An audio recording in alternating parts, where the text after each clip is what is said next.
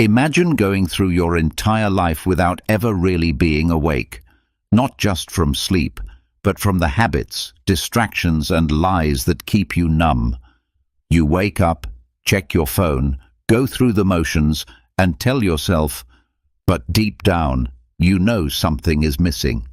You feel it, the emptiness, the disconnection, the dullness of a life lived on autopilot. This is just how life is. Tell me the truth. How many days have you lived without thinking, without truly feeling alive? How many weeks have passed where you were just surviving instead of actually living? Most people are asleep, not because they want to be, but because they don't even realize it. They've forgotten how to question, how to feel, how to be present. But here's the truth. You don't have to stay that way. You can wake up, and when you do, your entire life changes. Today, you're going to discover 12 Stoic practices that will help you wake up, not just in the morning, but in your mind. These aren't shallow hacks. They're deep tools to help you break the cycle, take back your power, and live with real purpose and presence. So get ready, because after this video, you won't just be awake, you'll be fully alive. Before we begin, I want you to make a commitment to yourself. Write in the comments, starting today, I choose to wake up. I am Stoic. This isn't just a phrase, it's a decision, a signal to your brain, your habits, and your future self that you're done sleeping through your life. So write it down and let's begin. Number 1. Master the art of self-inquiry. Ask the questions no one else dares to ask. Stop for a moment. Really stop. Have you ever asked yourself, who am I? Not your name, not your job or your role in the family, but the real you, the one behind the mask, behind the voice in your head, behind the image you show to the world. Most people never ask this question. They go through life repeating the same thoughts, the same routines, the same beliefs they picked up from childhood, school, society, and social media, never once stopping to ask, do I believe this because it's true, or because I was told to believe it? The truth is, most people are not awake. They might be busy, productive, even successful, but deep inside, they're asleep. They've never questioned the stories running their lives. They've never sat quietly with themselves and asked, why do I do what I do? Why do I want the things I chase? Why do I feel empty even when everything seems fine on the outside? Living like that is easy. It's comfortable. It's automatic. But it's not conscious. And if you want to wake up, if you want to live with real clarity, real power, and real purpose, you have to break that cycle. You have to begin the practice of self-inquiry. You have to start challenging the assumptions that shape your every move. The Stoics understood this. Socrates said, "The unexamined life is not worth living," and he meant it. He wasn't speaking metaphorically. He was saying that if you never look inward, if you never pause to examine your actions, your motives, your thoughts, then you're not truly alive. You're just existing. And existence without awareness is sleep. Look at Marcus Aurelius. He ruled over the Roman Empire, carried the weight of a nation, and faced constant war and conflict. Yet he still made time every day to reflect, to question, to write in his journal. He asked himself if he was living according to his principles. He reminded himself that power, fame, and luxury meant nothing if they weren't guided by truth and virtue. That's what made him more than a ruler. That's what made him awake. And if he could do it, with armies to command and enemies at the gates, then you can too. It doesn't require hours of your time, just 10 minutes a day. Sit in silence without distractions. No phone, no music, No background noise, just you and your thoughts. Ask yourself the hard questions. Am I being honest with myself? Am I chasing what matters? Am I living by my values or someone else's? Am I reacting out of fear, habit, or insecurity? You won't always like the answers, but that's the point. Growth doesn't come from comfort, it comes from truth. And truth, when seen clearly, wakes you up. The more honest you are with yourself, the less you can lie to others. The more aware you become of your own patterns, the easier it is to change them. You don't need to fix everything at once. You just need to start seeing clearly. Self-inquiry is like a mirror. It shows you who you are now, but it also reflects who you could become. This is how you stop sleepwalking through life. This is how you break the spell of routine, noise, and distraction. You turn inward. You pay attention. You ask and ask again until you begin to see through the fog. This is what it means to wake up. This is what it means to live with intention. So don't wait for some perfect moment. Don't wait until life forces you to change. Choose to wake up now. Choose to live with awareness now.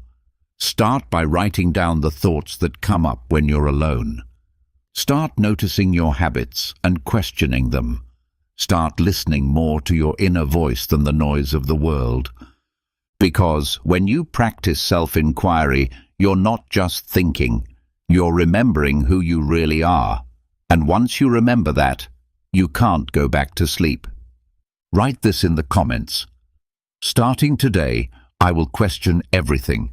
I will live with awareness. I am Stoic. Because you're not just writing words, you're setting a standard. You're making a promise to yourself. And that promise might just be the thing that saves your life. Number 2, reclaim the power of your attention.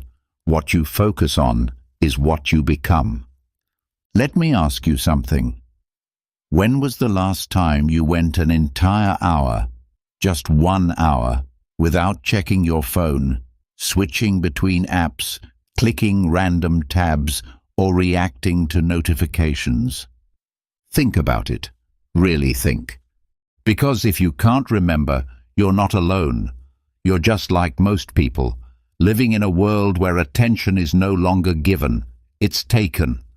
Where every sound, screen, and scroll is designed to pull you away from yourself, from your thoughts, from your purpose, from your life.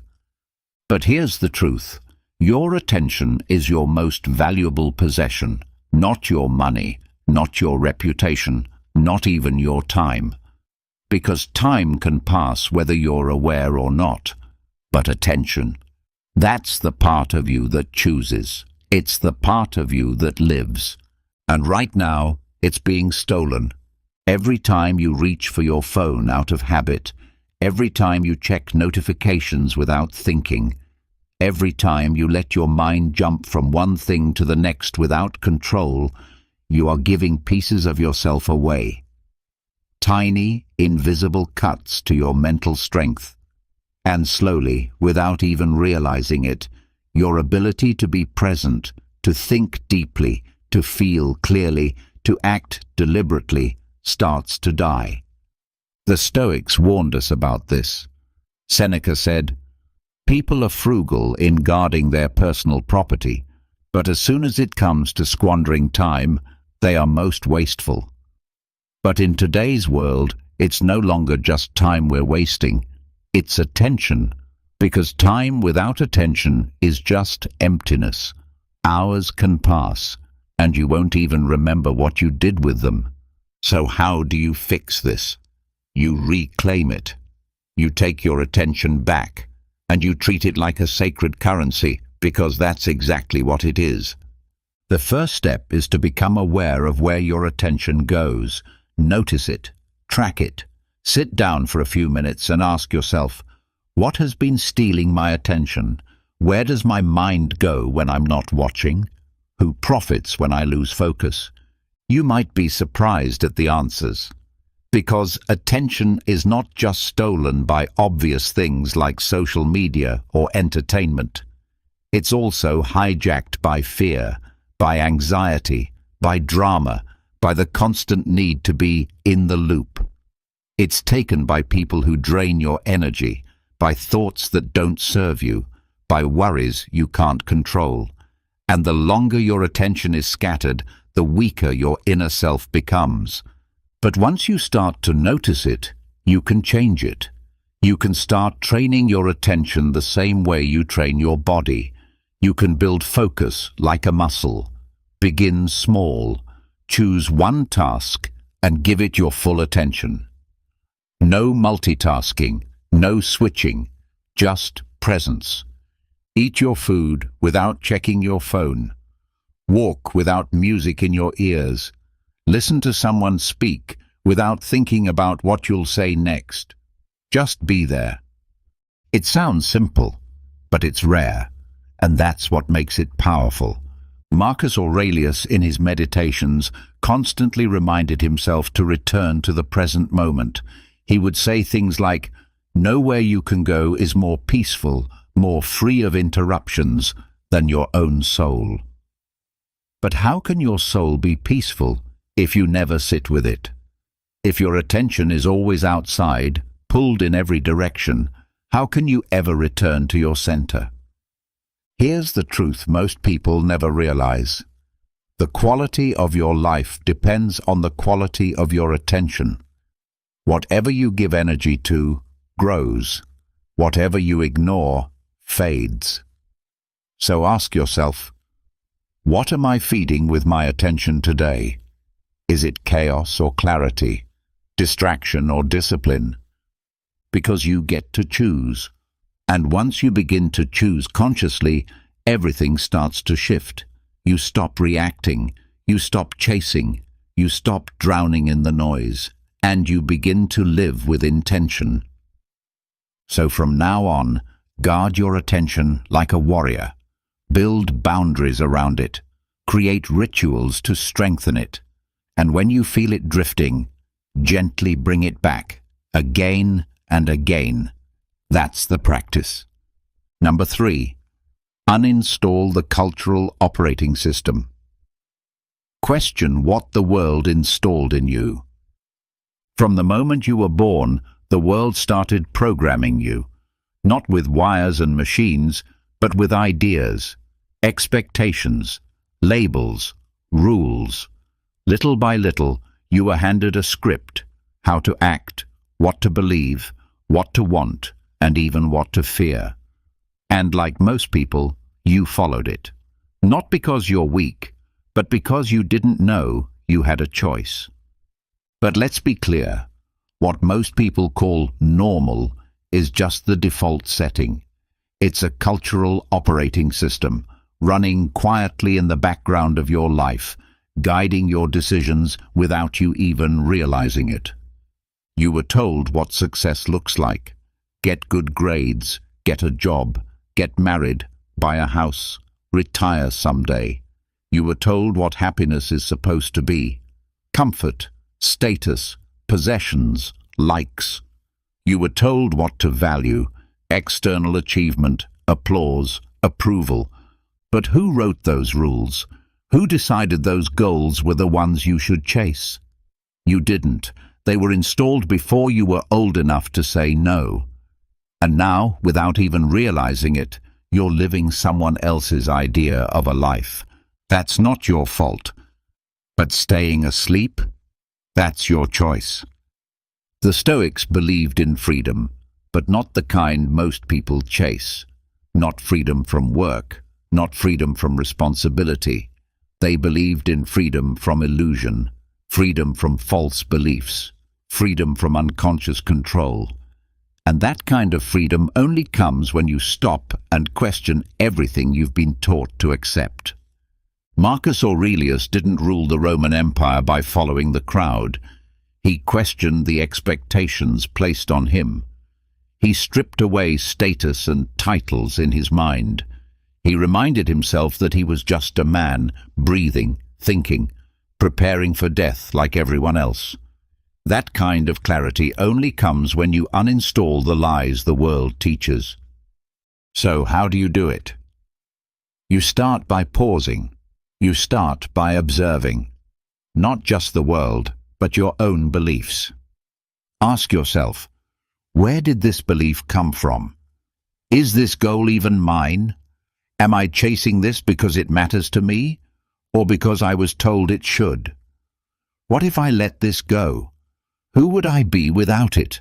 It's not easy. In fact, it's uncomfortable. You might start to see that parts of your life are built on foundations that don't belong to you.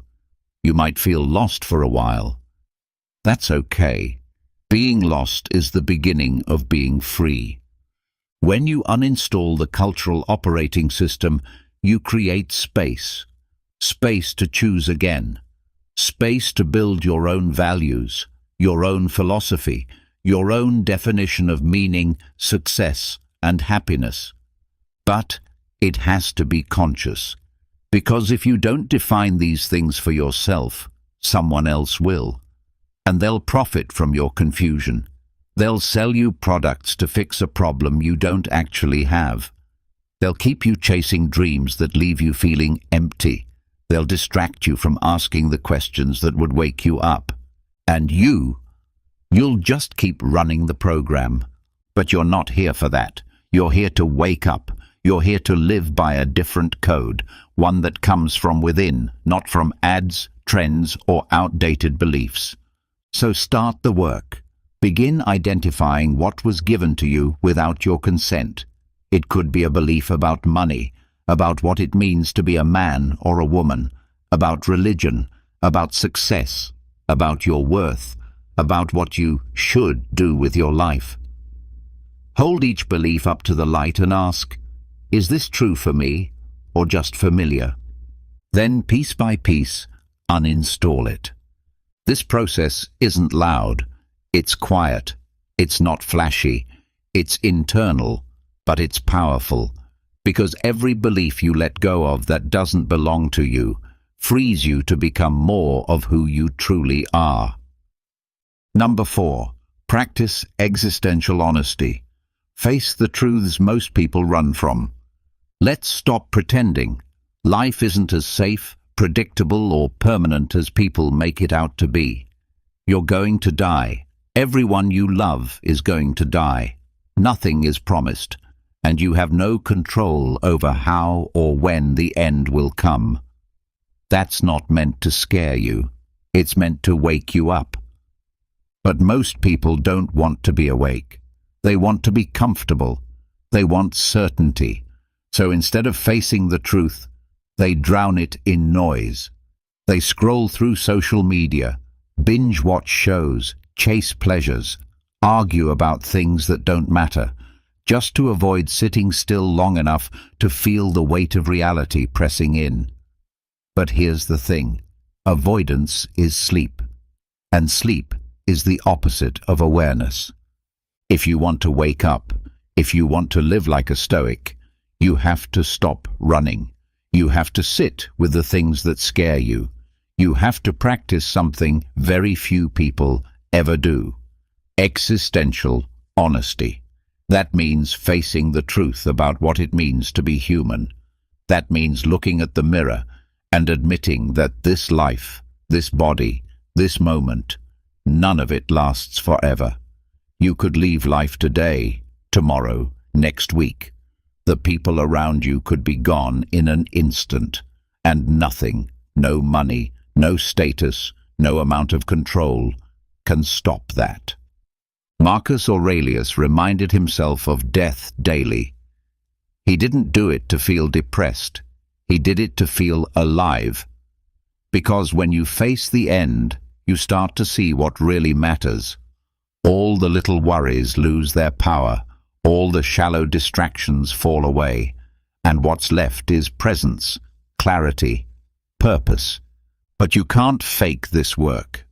You can't just say the words and expect transformation. You have to sit in the discomfort. You have to feel the weight of it. You have to allow the silence to reveal what noise has always hidden. That takes courage. not the loud kind, the quiet kind, the kind that faces the mirror and doesn't flinch. You don't need to find answers to every question, but you do need to stop avoiding them. You need to walk through your day with your eyes open, not closed. When you feel that creeping sense of fear or emptiness, don't cover it up, follow it. Ask what it's trying to teach you. Ask what it reveals about your values, your choices, your time. The people who live most fully are the ones who've made peace with the truths that most people fear. They don't need to lie to themselves to get through the day. They don't need endless distractions to feel okay. They've looked death in the face. They've looked uncertainty in the face. They've looked meaninglessness in the face. And instead of breaking, they built themselves on top of it. You can do the same. And you must, because without this honesty, your life will be shallow, fragile, reactive. You'll live chasing comfort instead of truth, noise instead of peace. But once you face the real things, once you stop pretending, you'll begin to feel grounded, still, free. Marcus Aurelius ruled an empire, and yet he carved out time to reflect on death, on impermanence, on the nature of suffering. If he could do that with armies to lead and wars to fight, what's your excuse? Sit in the silence. Feel the truth. Don't run. Let the weight of life shape you, not crush you. You don't need more comfort. You need more clarity. You need the kind of stillness that comes from being done with denial. That's what it means to be stoic. Number 5. Develop still awareness. Learn to observe without reacting. Most people confuse awareness with thought. They think that being aware means thinking harder, thinking more, analyzing every detail, over-explaining every moment. But that's not awareness.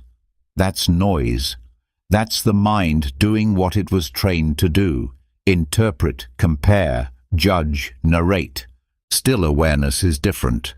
Still awareness is the quiet observer behind all that thinking. It's not what you say to yourself. It's what sees the voice in your head speaking. It's not the emotion you feel. It's the silent part of you that notices it arise.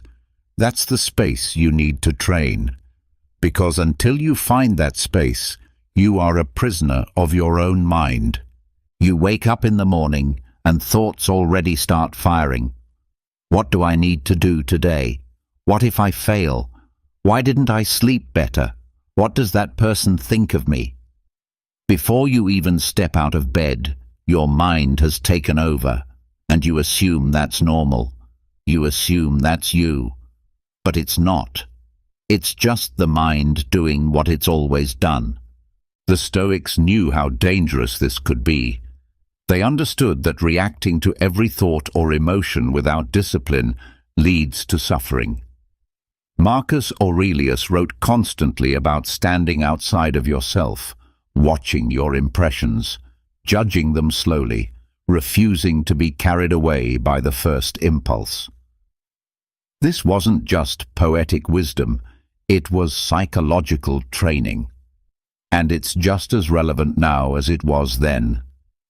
Still awareness is that moment between the trigger and your response. It's the pause, it's the breath. It's the ability to sit in silence and not immediately fill the gap with something. Words, movement, distraction. It's what allows you to look at your anger without becoming it. To feel fear rise and not obey it. To experience anxiety without building a story around it. But still, awareness doesn't come naturally. You have to train it. Not once. Every day. You sit in silence. You let the thoughts come. And you watch them. You don't fight them. You don't chase them. You don't analyze them. You simply notice and return to your breath, your body, the present moment. At first, it will feel boring, useless even. Your mind will scream for stimulation, will beg for distraction. But if you stay long enough, if you keep watching without reacting, you begin to feel something shift. You begin to realize that you are not your thoughts. You are not your emotions. You are not even your story. You are the one who sees it all. And in that seeing, you begin to find peace. Peace doesn't come from controlling everything. It comes from not needing to. It comes from learning to sit in stillness and allow life to move through you without shaking your core. That's strength. That's resilience. That's presence. The world today is designed to pull you away from that stillness. Every app, every headline, every advertisement is trying to break your attention, keep you in reaction mode. If you don't guard your awareness, it will be stolen. If you don't train it, it will atrophy. And if you don't learn to sit in silence, you will always be at the mercy of noise. Still, awareness is not about escaping life. It's about engaging with it more deeply. When you stop labeling everything, you start seeing what's really there. When you stop rushing to respond, you start hearing what's actually being said. When you stop analyzing every feeling, you start to feel what's true underneath. This practice is simple, but not easy. That's why most people skip it. They'd rather be stimulated than still. But that's also why most people are distracted, anxious, and lost in their heads. You can choose something different. You can choose stillness. You can choose presence. Not once, but over and over again. Because the quality of your life will never rise above the quality of your awareness. And awareness begins in stillness. Number 6. Do one thing uncomfortably conscious each day. Break the cycle of automatic living. The truth is, most of what you do each day, you're not really aware of. You wake up and reach for your phone before your eyes are fully open. You eat while scrolling. You walk while texting. You shower while arguing in your head. You speak on autopilot. You react to things without thinking. And you call that living. But it's not. It's looping. It's repeating. It's existing inside a mental program that's been running for so long, you've forgotten there's a way to turn it off. That's what unconscious living looks like. And the worst part is that it feels normal. It feels safe. But it's not safe. Because when you go long enough without awareness, you start to forget that you have the power to choose. The Stoics believed that awareness is the foundation of a good life, not intelligence, not education, not even morality. Awareness. Because without it, you are simply reacting to the world, not responding to it. And the difference between the two is everything. That's why one of the most powerful practices you can adopt is this. Each day, do one thing in a completely conscious way. Not 20, not 5, just one. But do it slowly. Do it deliberately. Do it without distraction. And do it even if it feels uncomfortable. Eat a meal in silence, with no phone, no music, no stimulation, just your senses and your presence. Walk without your headphones, noticing each step, each sound, each breath. Have a conversation where you don't rush to speak, where you listen fully, where you're aware of the tone of your voice and the space between your words. Or even more difficult, breathe deeply and consciously when someone triggers you. Stay with the sensation instead of reacting. At first, this will feel strange, maybe even annoying. You'll feel an itch to check your phone, to fill the quiet, to speed it up. That's the discomfort of awareness rising. It's the part of you that's used to running finally being forced to stand still. And that's exactly where the growth begins. Every time you do something slowly, consciously, with full presence, you weaken the grip of habit. You disrupt the pattern that says, "This is just how I am." Because you're showing yourself, even if for a moment, that you are not a machine. You are not your routine. You are not your impulses. You are something deeper, something that can choose how to act instead of being pulled by instinct.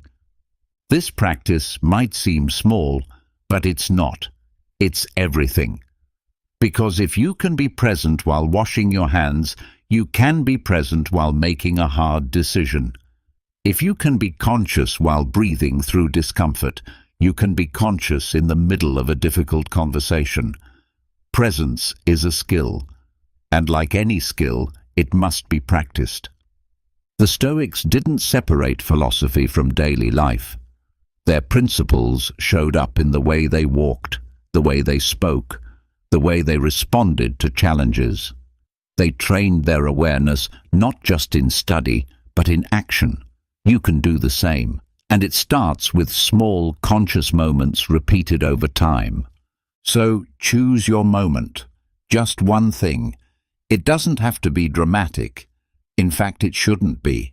The more ordinary, the better. Because the goal isn't to escape daily life, it's to transform it from within. To reclaim your moments from the grip of habit. To remember that life is happening now. Not after you've finished the to-do list, not when things get easier, not when you finally slow down. Now. And now is the only place awareness can live. Number 7. Track your personal delusions. Confront the lies you tell yourself. It's easy to spot the lies in others, the exaggerations, the hypocrisy, the blind spots. But much harder is the moment you turn that gaze inward and ask, what am I lying to myself about? Most people don't ask that. Most people don't want to know, because deep down they sense that the stories they tell themselves are keeping them comfortable. And comfort for many is more important than truth. But if you want to wake up, if you want to live with clarity, strength and freedom, you can't afford to protect your illusions. You have to shine a light on them. You have to track them, expose them, and let them fall apart. Because every delusion you cling to is a wall between you and your potential. Everyone carries personal illusions. The belief that we're always the victim. That we're not responsible for how we feel. That we're better than we are, or worse than we are. That our intentions are pure, even when our actions are selfish. That the problem is always out there. These are the stories that let us avoid growth. They cushion the ego, but they stunt the soul. The Stoics were relentless in their pursuit of truth, not just in the world, but in themselves. Epictetus said, "It is impossible for a man to learn what he thinks he already knows." If you believe your version of events is always accurate, your self-image always justified, your pain always someone else's fault, then you'll never change. You'll stay stuck, blind to your own hand in your suffering. That's why you need a practice, not just a vague intention to be more honest with yourself, but a daily ritual, a deliberate way to catch your own illusions before they grow stronger. Call it a delusion tracker, a notebook, a voice memo, a mental journal. Somewhere you can record the patterns you notice, the excuses you catch, the moments when you feel that subtle shift, that pause between what's real and what you want to believe. You don't have to do it perfectly. Just start noticing. The times you justify anger because it feels easier than admitting hurt. The moments you tell yourself you don't care, when really you care too much. The ways you avoid responsibility by hiding behind blame or sarcasm or distraction. These aren't just bad habits, they're blind spots. And each one holds the potential to reveal something deeper, if you're willing to look. At first, it will sting, like peeling off a layer of skin, because these illusions didn't appear overnight. They were built over years. Some were inherited. Some were survival mechanisms. Some are rooted so deep in your identity you'll feel lost without them. But this discomfort is not punishment, it's purification. Because every time you strip away a lie, you become lighter, clearer, stronger, more grounded in reality, which is the only place real power lives. Marcus Aurelius wasn't afraid to call himself out. His journals are filled with reminders to stay humble, to stay disciplined, to resist ego, to return again and again to what is true.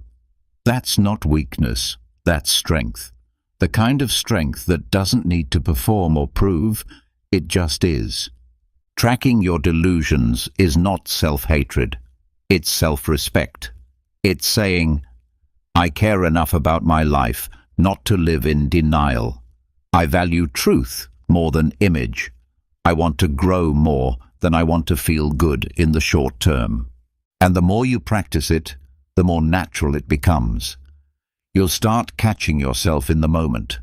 You'll begin to see through your own performances. You'll feel when something inside you isn't honest, and instead of pushing it down, you'll pause and face it. This is the path of the Stoic, not the clean path, not the perfect one, but the real one, built on honesty, sharpened by humility, rooted in the courage to see clearly. Number 8. Disengage from the identity feedback loop. Stop performing and start being. You may not notice it, but most of your identity isn't something you created. It's something that was shaped, reflected, and reinforced by others. From an early age, you learned what got praise, what got attention, what earned you love or approval. And little by little, you began to adjust. You smiled when expected. You acted tougher, softer, louder, quieter, depending on what the moment demanded. You learned to perform, and that performance slowly hardened into identity. We live in a world that thrives on performance. Likes, followers, titles, accolades, tiny forms of social currency that feed back into your sense of self. You start to think you are your job. You are your image. You are the version of yourself that people respond to. And soon you're not living, you're curating. You narrate your life as if someone's watching, as if every move needs to be explained, justified, shared. You choose actions not because they're true to you, but because they fit the character you've created. You become the product of a feedback loop. Perform, receive validation, repeat. But here's the danger. Over time, you forget who you were before the performance began. You forget how to be without needing a response. And you begin to rely on the reflection to feel real. The Stoics warned us about this. Epictetus reminded us that roles come and go. That status is nothing. That identity should not be based on external things that can be taken away. Marcus Aurelius reminded himself that he was just a man, no more important than the people he ruled, no less mortal than the ones who served him. They knew the moment your self-worth becomes dependent on the approval of others, you've already lost control of your life. Disengaging from this loop doesn't mean becoming cold or isolated. It means remembering who you are when no one's looking. It means doing things because they are right, not because they'll be seen. It means being okay with silence, with anonymity, with being misunderstood. To begin this work, notice the subtle ways you shift who you are depending on the audience. Watch how quickly you reach for your phone to share a moment instead of living it. Observe how often you think about how something looks before asking if it's true. These aren't signs of weakness, they're signs of conditioning. But the beautiful thing about conditioning is that it can be undone, deliberately, patiently, quietly. Spend time away from the spotlight. Do things that no one will ever know about. Take walks without documenting them. Help someone without telling a soul. Make choices that reflect your values, even if no one notices or agrees. Sit in the space where you are not being seen and ask, "Who am I now?" It may feel strange at first. The silence might feel like emptiness, but stay with it, because beneath the silence, you'll start to hear something honest, something unfiltered. You'll begin to reconnect with a deeper version of yourself, the one that doesn't need to prove anything, doesn't need applause, doesn't need to be branded, posted, or approved. Just is. That's the self the Stoics sought to strengthen, not the ego built by reaction, but the soul formed by reflection, not the persona crafted for the crowd, but the core that remains when the crowd disappears. When you let go of the need to be seen, you start to see. When you stop performing, you start participating.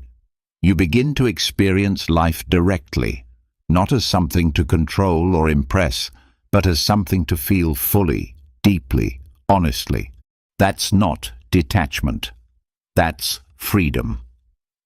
Number 9. Enter silence retreats or solitude zones. Let the noise settle so truth can rise. The modern world is built on stimulation. Screens glow from morning to night.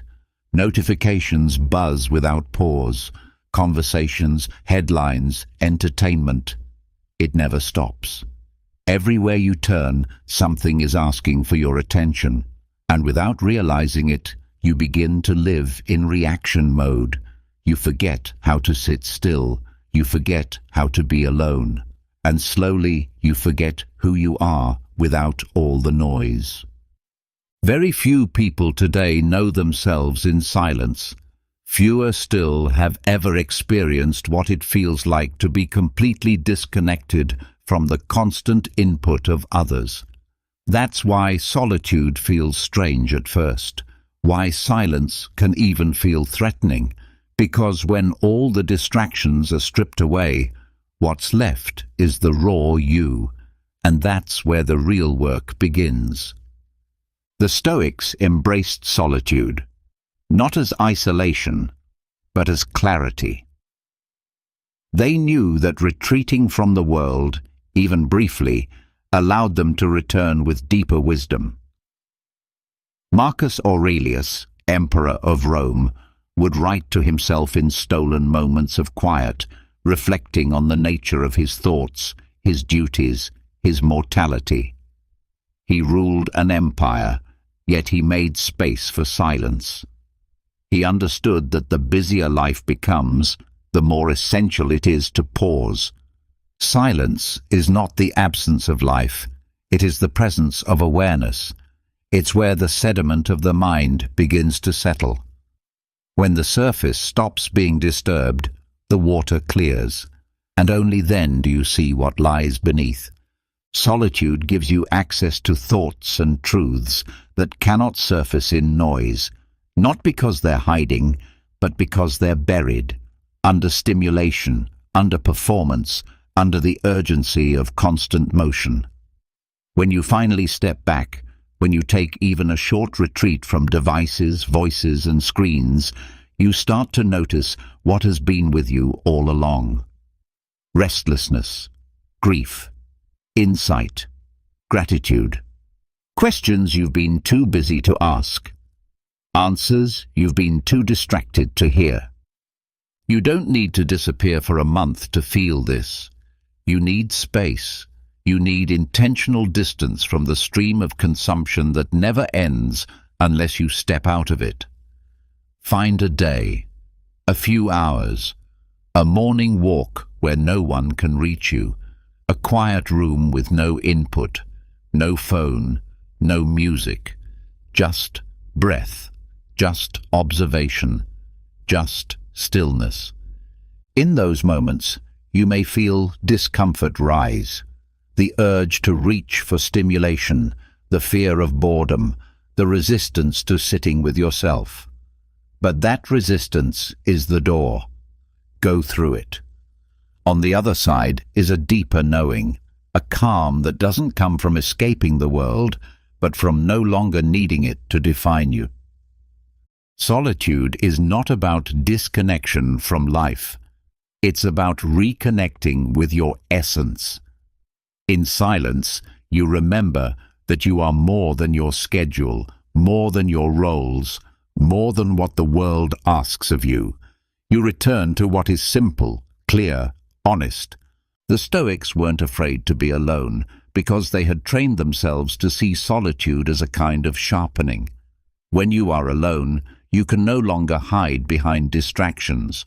Your character, your thoughts, your patterns, they reveal themselves. And that visibility, uncomfortable as it may be, is where transformation begins. Go to nature. Go to a quiet room. Go to any place where the world cannot reach you. And then listen. Not for noise, not for new information, but for the silence itself. Let it teach you. Let it test you. Let it show you who you are when there's no one to impress, no one to please, no one to perform for. Because in those spaces, something real begins to emerge. Not louder, but clearer. Not newer, but truer. That is the gift of silence. Not emptiness, not escape, but presence. And that presence is where you begin to live awake. Number 10. Befriend death as a motivational companion. Let the end shape how you live. Most people are afraid to think about death. They treat it like a distant event, a shadow too dark to look at directly.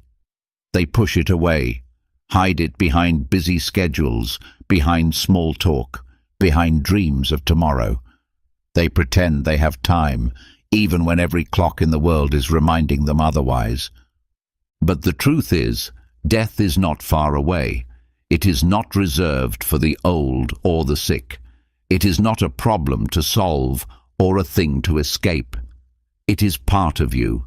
It walks with you every day, quietly, patiently, without urgency. The Stoics knew this. That's why they didn't fear death. They welcomed it, not as a friend, but as a companion, a teacher. Marcus Aurelius reminded himself constantly, "You could leave life right now. Let that determine what you do, say, and think." Not as a threat, as focus, as clarity, because nothing cuts through noise and distraction like the realization that none of this lasts, that nothing you see, touch, or chase will be yours forever, that your time here is borrowed and the return date is unknown. When you begin to face death, really face it, not with panic, but with presence, you begin to live differently. You start to see how much of life is wasted on pettiness, on worrying about what others think, on chasing things that will mean nothing in the end. You stop postponing the important conversations. You stop putting off the decisions that matter. You stop assuming that someday you'll get to the life you want. Someday is not guaranteed. And when you live with that truth, not in fear, but in full awareness, your priorities sharpen. You feel urgency, not in a frantic way, but in a grounded way. You stop playing roles you've outgrown. You speak more directly. You forgive faster. You love harder. You stop living like you're rehearsing for a future that might never arrive. To the Stoics, death was not a darkness to avoid. It was a mirror. It showed them what mattered. It reminded them to act now, to live now, to be just now, not later, not eventually, but here, in this breath, this hour, this day, because that might be all you have. You don't need to obsess over death. You don't need to be morbid, but you do need to remember. you do need to stop pretending. Every day, take a moment, even if it's 10 seconds. Breathe in the awareness that this life is fragile, that every person you meet is carrying the same ticking clock, that no amount of achievement or avoidance will change what we all face. This isn't weakness, this is strength, because once you've made peace with the end, you're free to begin. You can take risks without needing guarantees. You can say what needs to be said without waiting for the perfect moment. You can live without apology, knowing that what matters is not how long you live, but how honestly you do. People who have accepted death often live the most vividly. They stop chasing immortality through attention or legacy. They become fully awake to the moment in front of them. They feel the air differently. They see others more clearly. They don't waste time. That clarity is available to you too. Not later, now. Death is not the enemy. Fear is. Delay is. Forgetfulness is. But death is the reminder to be alive. Number 11. Experience reality through the body, not the mind. Return to what is real. We live in our heads. Most of the time, that's where we are. Not in the room, not in the conversation, not in the breath, but spinning somewhere in thought, planning, judging, rehearsing, reliving. The mind builds its own world, and we get trapped in it. Trapped in a loop of ideas, anxieties, self-talk, inner arguments, endless narratives. And slowly, we lose contact with what's right in front of us. The Stoics taught clarity of thought, yes, but not disconnection. They knew that wisdom was not just in ideas, but in being grounded in reality. And reality doesn't happen in the abstract. It happens here, now, in the body, in sensation, in breath, in presence. Cognitive living, when it becomes constant, is not a strength. It becomes a form of escape, an avoidance of the body, a dissociation from what it means to be fully alive. And no amount of intellectual mastery can replace the experience of being fully present, fully engaged, fully embodied. To return to presence, you have to return to the body, because the body doesn't lie. The body doesn't live in the future or the past. The body doesn't care about your opinions, your justifications, your stories. It breathes, it moves, it senses, it knows. This is why somatic practices are essential, not just for health, but for awakening. Breathwork, cold exposure, fasting, silence, walking barefoot, lifting something heavy, sitting still, moving freely. These are not just wellness trends, they are ancient ways of regrounding in truth. They shock the system out of the mental fog. They strip away the filters. They remind you you are here. When the mind spirals, the body brings you back. When fear builds, the breath brings you back. When overthinking clouds your clarity, sensation cuts through the noise. The Stoics didn't have a word for embodiment, but they lived it.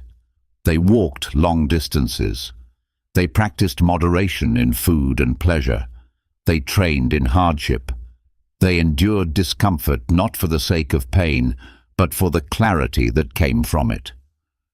Modern life, by contrast, is built to keep you numb, to remove you from the body. Chairs that dull sensation, screens that override presence, food that comforts but disconnects. We've created a world where it's possible to go through an entire day without once feeling fully alive. But you can change that. You can return to what's real, not with force, with awareness. Feel the breath in your lungs. Feel the cold on your skin. Fast and feel the quiet of hunger.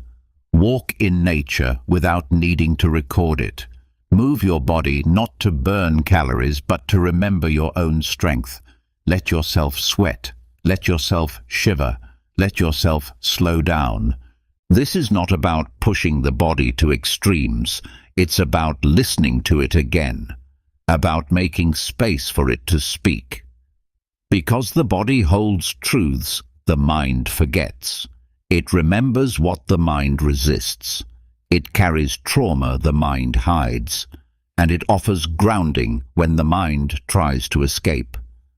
To be fully awake, you can't live only in your thoughts. You have to descend back into the body, back into sensation, back into the moment. Only there can presence take root. The Stoics weren't abstract philosophers removed from life.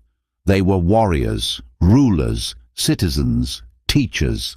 They understood that wisdom is lived through the body, not just reasoned in theory. Every step, every breath, every choice mattered, because those were the places where philosophy became real. So, return to the body, and through it, return to life. Number 12.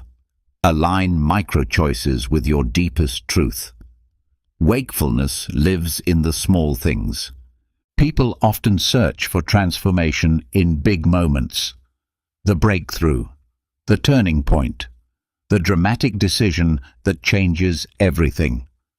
But that's not where awakening happens, not really.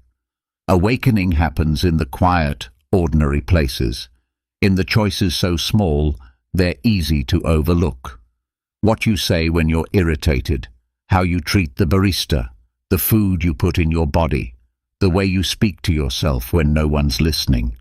These micro-choices shape your life more than the bold declarations ever will, because they are the raw, unfiltered evidence of who you truly are, not who you say you are, not who you hope to be, but who you are in action.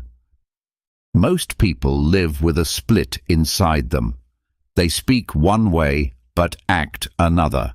They hold values in theory, but abandon them when tested. They think integrity is about grand gestures, but ignore the daily moments when their behavior quietly contradicts what they claim to believe.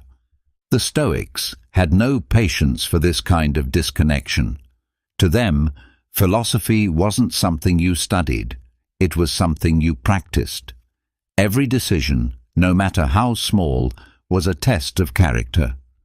How you walk, how you listen, how you carry yourself in ordinary life. That was where philosophy was proven or exposed.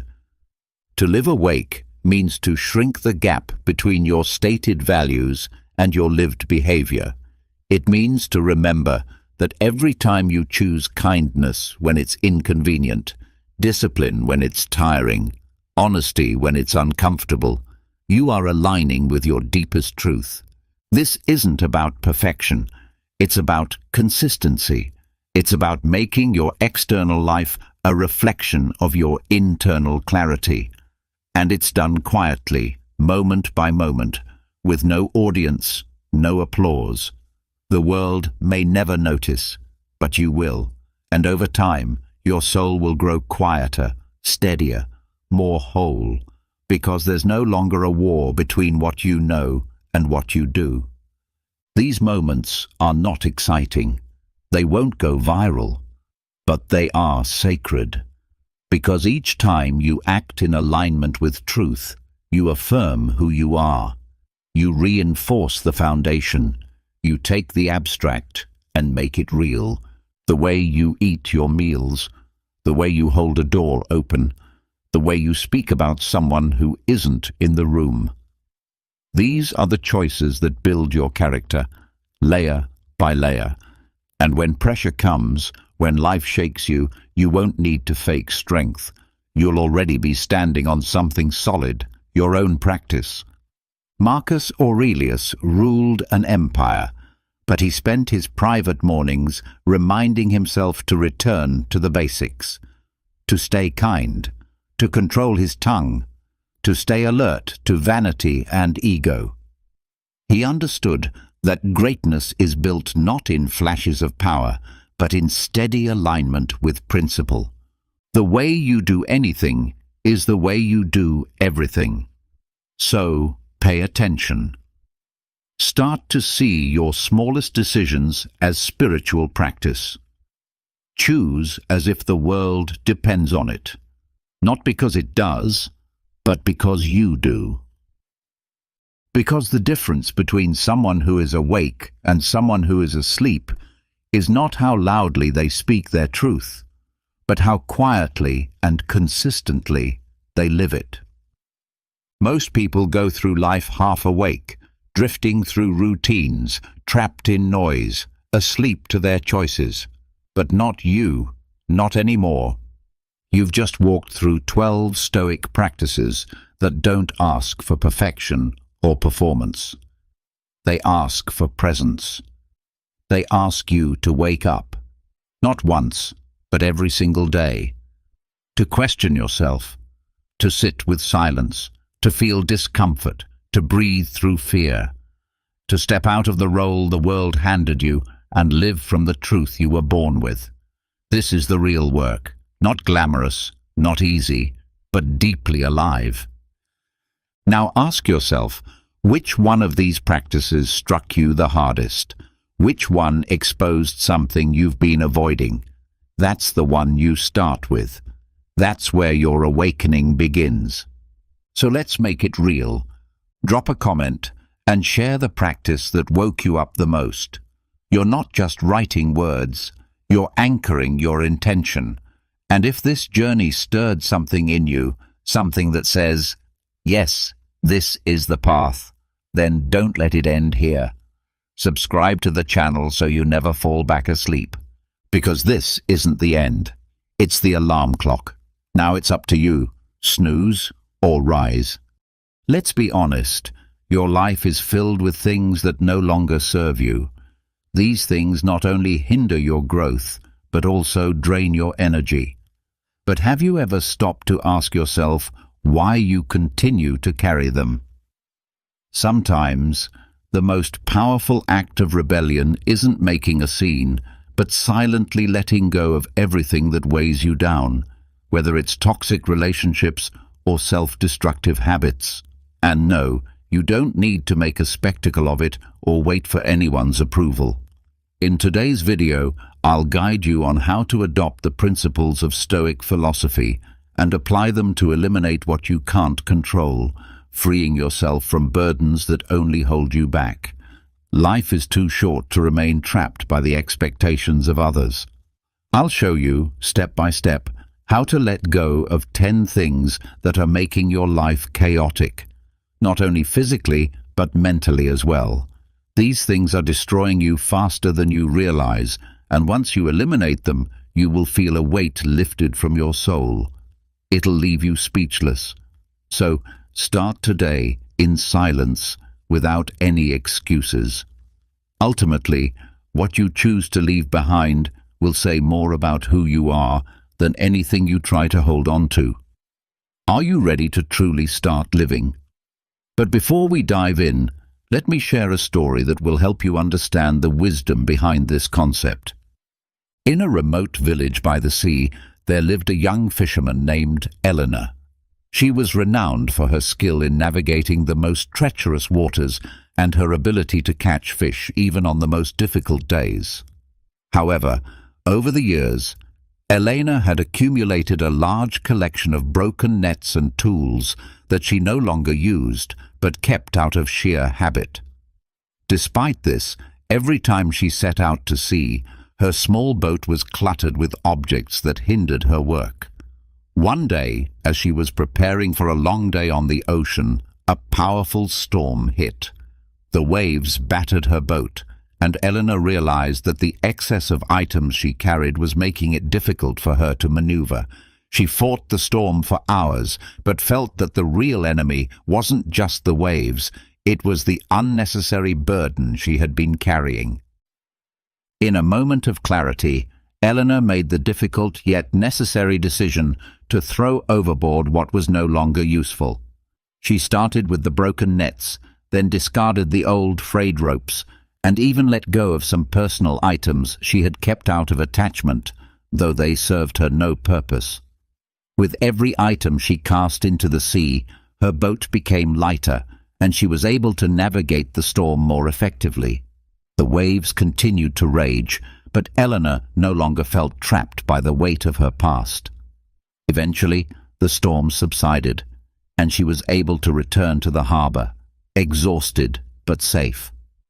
Her fellow fishermen, amazed by her survival, asked how she managed to make it through the storm. With a calm smile, Eleanor replied, "There are times in life when we cling to things we don't need, objects, memories, or people, that only add weight to our journey. Only when we decide to let go of the unnecessary in silence, without drama, do we find the freedom to move forward with ease." The moral of this story is clear. There are many things in life that we must silently eliminate in order to continue.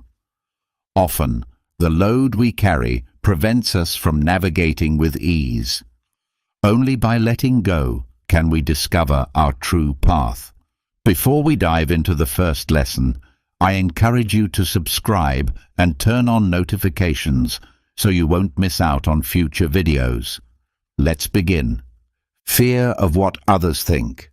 Have you ever realized how many decisions you've made simply out of fear of what others might think? That fear is like a silent presence that clings to you, preventing you from being your authentic self.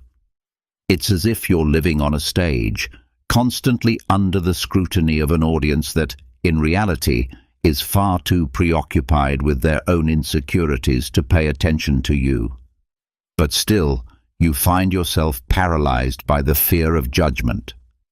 This fear is one of those quiet parasites that attach themselves to your dreams, feeding on your hopes, and whispering in your ear whenever you contemplate doing something different or daring.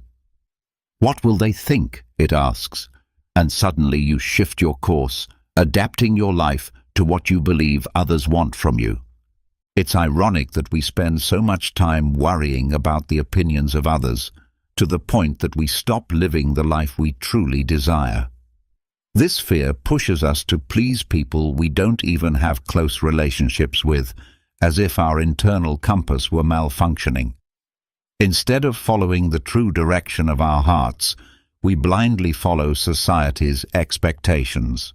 We wear masks that fit the roles we think we're supposed to play at work, with friends, or even on social media. But where is the real you beneath all those layers of false smiles and borrowed opinions? The fear of judgment can be subtle, often disguised as prudence. It's not the right time, or maybe I'm not good enough. These excuses are just the same fear wearing a mask. Meanwhile, your dreams gather dust, waiting for a better time that never seems to come. To finally rid yourself of this fear, you need to embrace Stoic philosophy. The Stoics teach us that while we cannot control what others think of us, we can control how we react to their thoughts. This sounds simple, but it's not. It requires constant introspection and courage to learn how to live for yourself, to make decisions because they bring you joy, not because they meet someone else's expectations. Life is too short to live under the shadow of other people's opinions. A good starting point is to begin eliminating the things in your life that don't add value, those things you're keeping only to please others. Start with small decisions. Say no to things that don't bring you fulfillment. Do something you've always wanted to do, but were too afraid to because of what others might think. These small actions will gradually free you. I won't lie to you, it's not easy. There will be days when the weight of other people's judgment feels overwhelming. But on those days, remind yourself that every time you choose to live for the approval of others, you lose a piece of who you truly are. It's a slow, silent death of your true self that you can avoid if you have the courage to be authentic. So begin eliminating those things quietly. There's no need for grand announcements. Just let go of what doesn't belong to you, trust your own judgment, and value what you think of yourself more than what others may think. At the end of the day, the only person you need to answer to is you. As Carl Jung said, freedom begins the moment you stop worrying about what others think of you. Toxic relationships. There's a phrase I love. The worst blind person is the one who refuses to see. I'm sure you've heard it, and it's especially true when we apply selective blindness to our relationships. We get used to dealing with people who, in some way, subtract from our well-being rather than adding to it. Yes, I'm talking about toxic relationships. These relationships slowly drain your energy, often without you even realizing it. And the worst part is, sometimes you cling to them as though they are irreplaceable. I'm not just referring to romantic relationships. These toxic dynamics can exist anywhere, with family, friends, or even colleagues.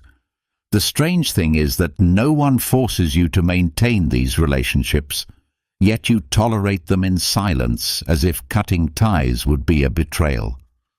We've been taught that severing connections is a sign of weakness, a form of cruelty, when in fact, it may be the greatest act of self-love you can perform. Let's get philosophical for a moment. The Stoics emphasized that we should not worry about what we cannot control, and that includes the actions of others.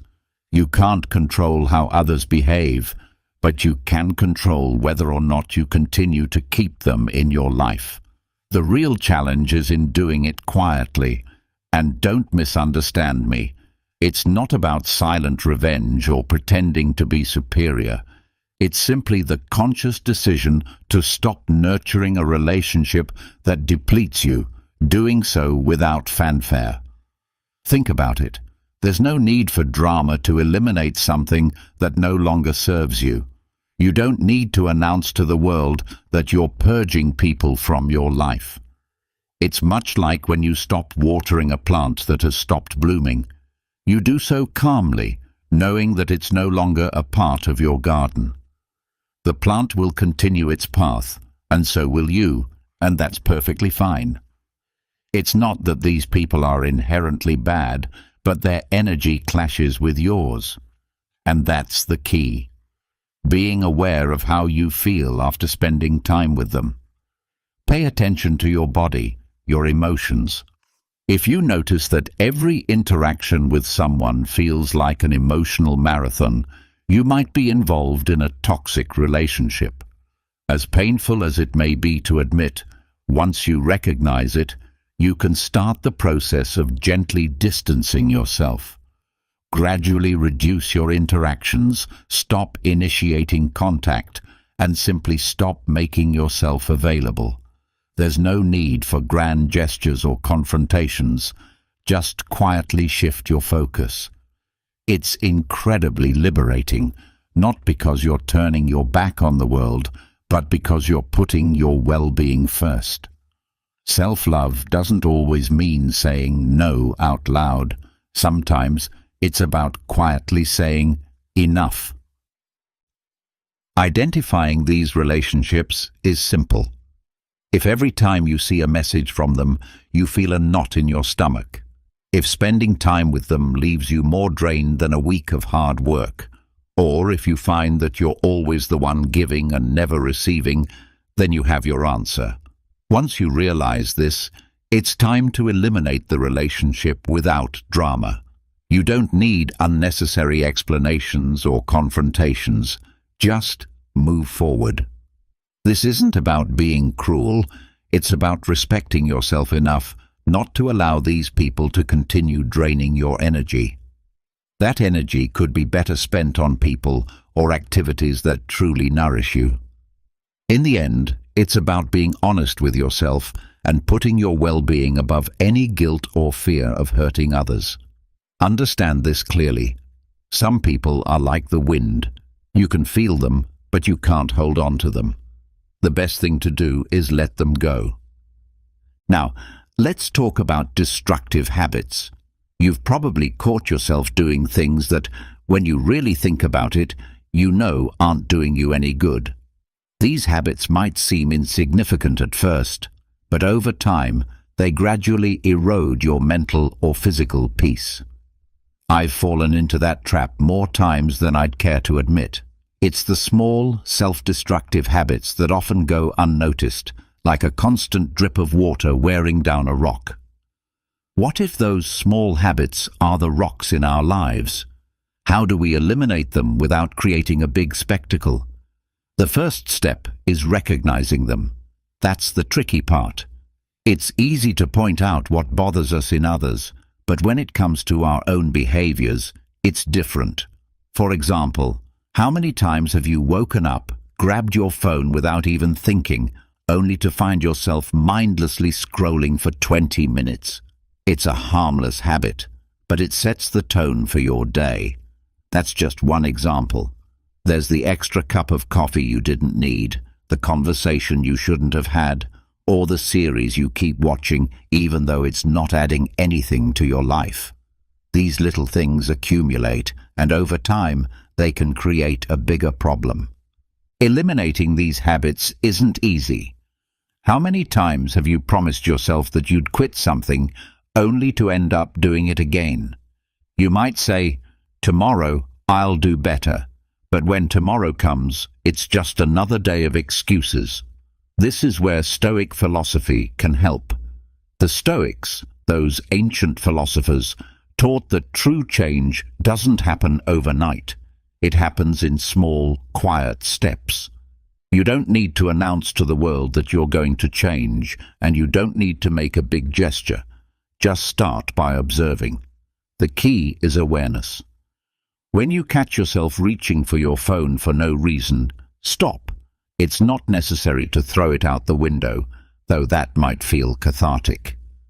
Just put it down.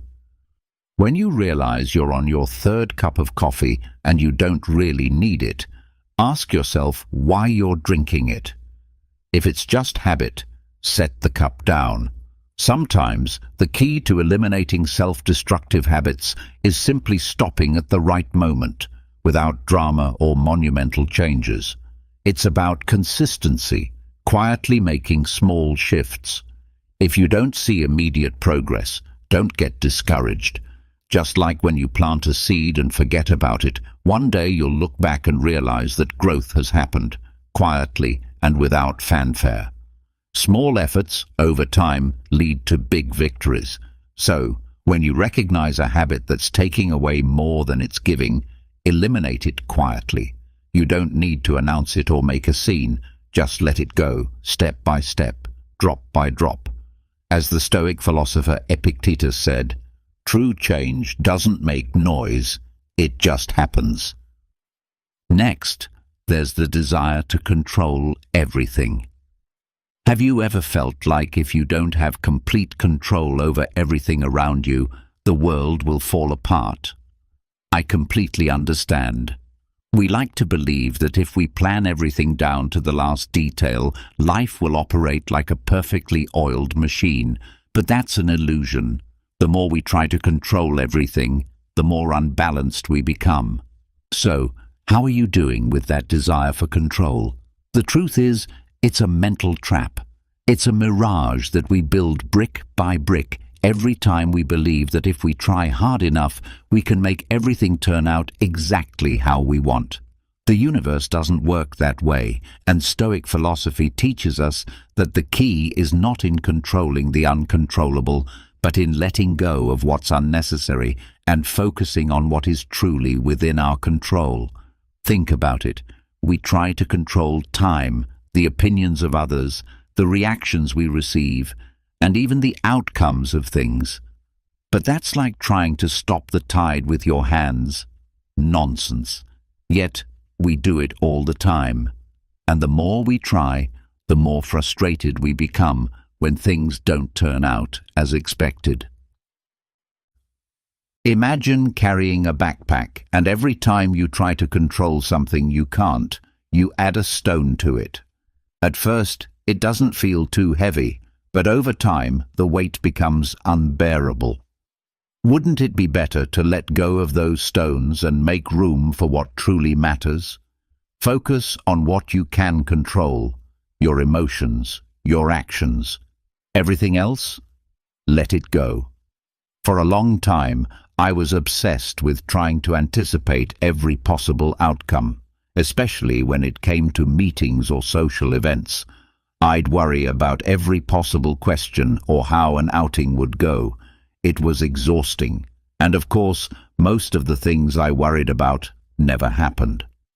Eventually, I realized that trying to control everything only added anxiety and didn't give me more control.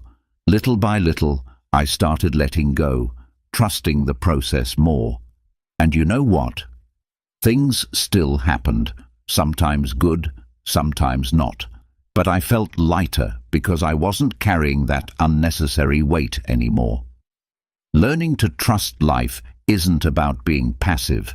It's about having the maturity to accept that there are things beyond your control, and that's okay. Letting go of the need to control everything frees up space for the unexpected, for surprises, and for life to unfold naturally. It's not about doing nothing. It's about accepting what you can't change and focusing on what you can. True control comes from letting go, as Marcus Aurelius wisely noted in his Meditations. True control comes not from trying to manipulate every situation, but from letting go of those things that we cannot control. The reality is that many of us cling to the idea that we must have absolute control over everything in our lives. Have you ever felt that if you don't maintain a tight grip on every detail, things will fall apart? I certainly have. We often believe that if we can just plan things perfectly, foresee every possible issue, and have everything under control, life will work seamlessly. But this is an illusion. The more we try to control the uncontrollable, the more we start to feel out of balance. The trap is that by clinging to this need for control, we create our own mental prisons, brick by brick, as we try to control things that lie outside of our influence. This mindset is futile, like trying to stop the tide with your hands. Instead of obsessing over controlling the external world, Stoic philosophy teaches us to focus on what truly matters, our own actions and reactions. For instance, we can't control time, the opinions of others, or the outcomes of situations. Attempting to manage all of that is as pointless as trying to control the wind. Yet, we persist. The more we focus on what's beyond our reach, the heavier the mental burden becomes. Imagine carrying a backpack.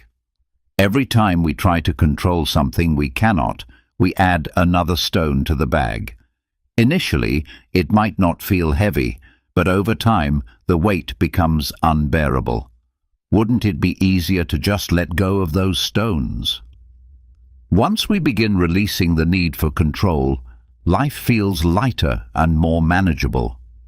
This doesn't mean we become passive or irresponsible, but rather we recognize that there are things in life that are simply beyond our control, and that is okay. By letting go of that need for control, we free ourselves and make space for peace and clarity. Take it from Marcus Aurelius, who reminds us that true power lies in letting go of the uncontrollable. Life flows more naturally when we stop trying to force every outcome, and instead learn to trust the process and focus only on what we can actually influence. This shift is liberating, and although it's not easy, it's essential for mental peace. Next comes the subject of unrealistic expectations. I don't know about you, but I've spent a good part of my life believing that perfection was the standard I needed to meet.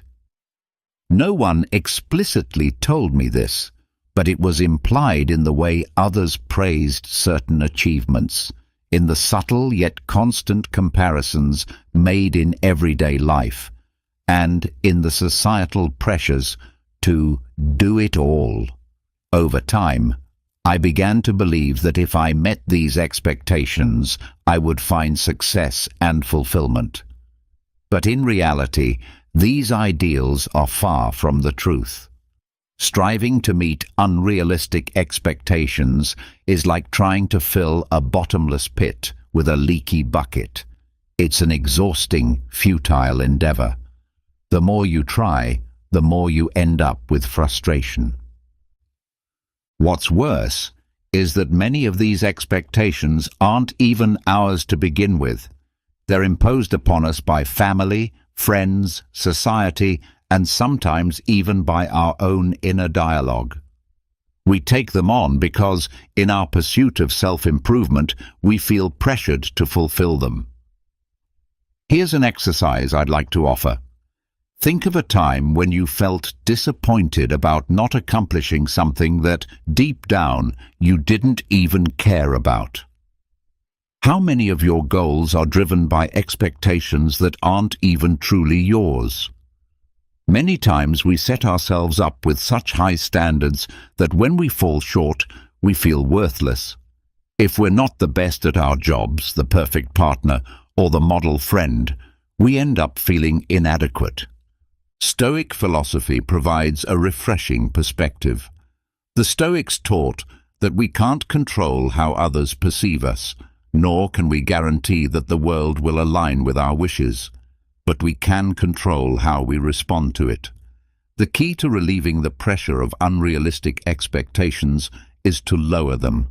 This doesn't mean settling for mediocrity, but rather freeing ourselves from the weight of trying to be perfect.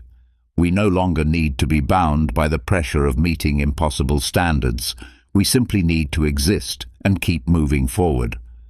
Of course, this isn't something that happens overnight. It's more like cleaning out a closet full of clothes that no longer fit. It starts with identifying which expectations don't belong to you and gradually letting go of them. And then, look at the expectations that are truly yours. Are they realistic? You don't have to keep everything. A simple way to lower the burden of expectations is to change how you speak to yourself.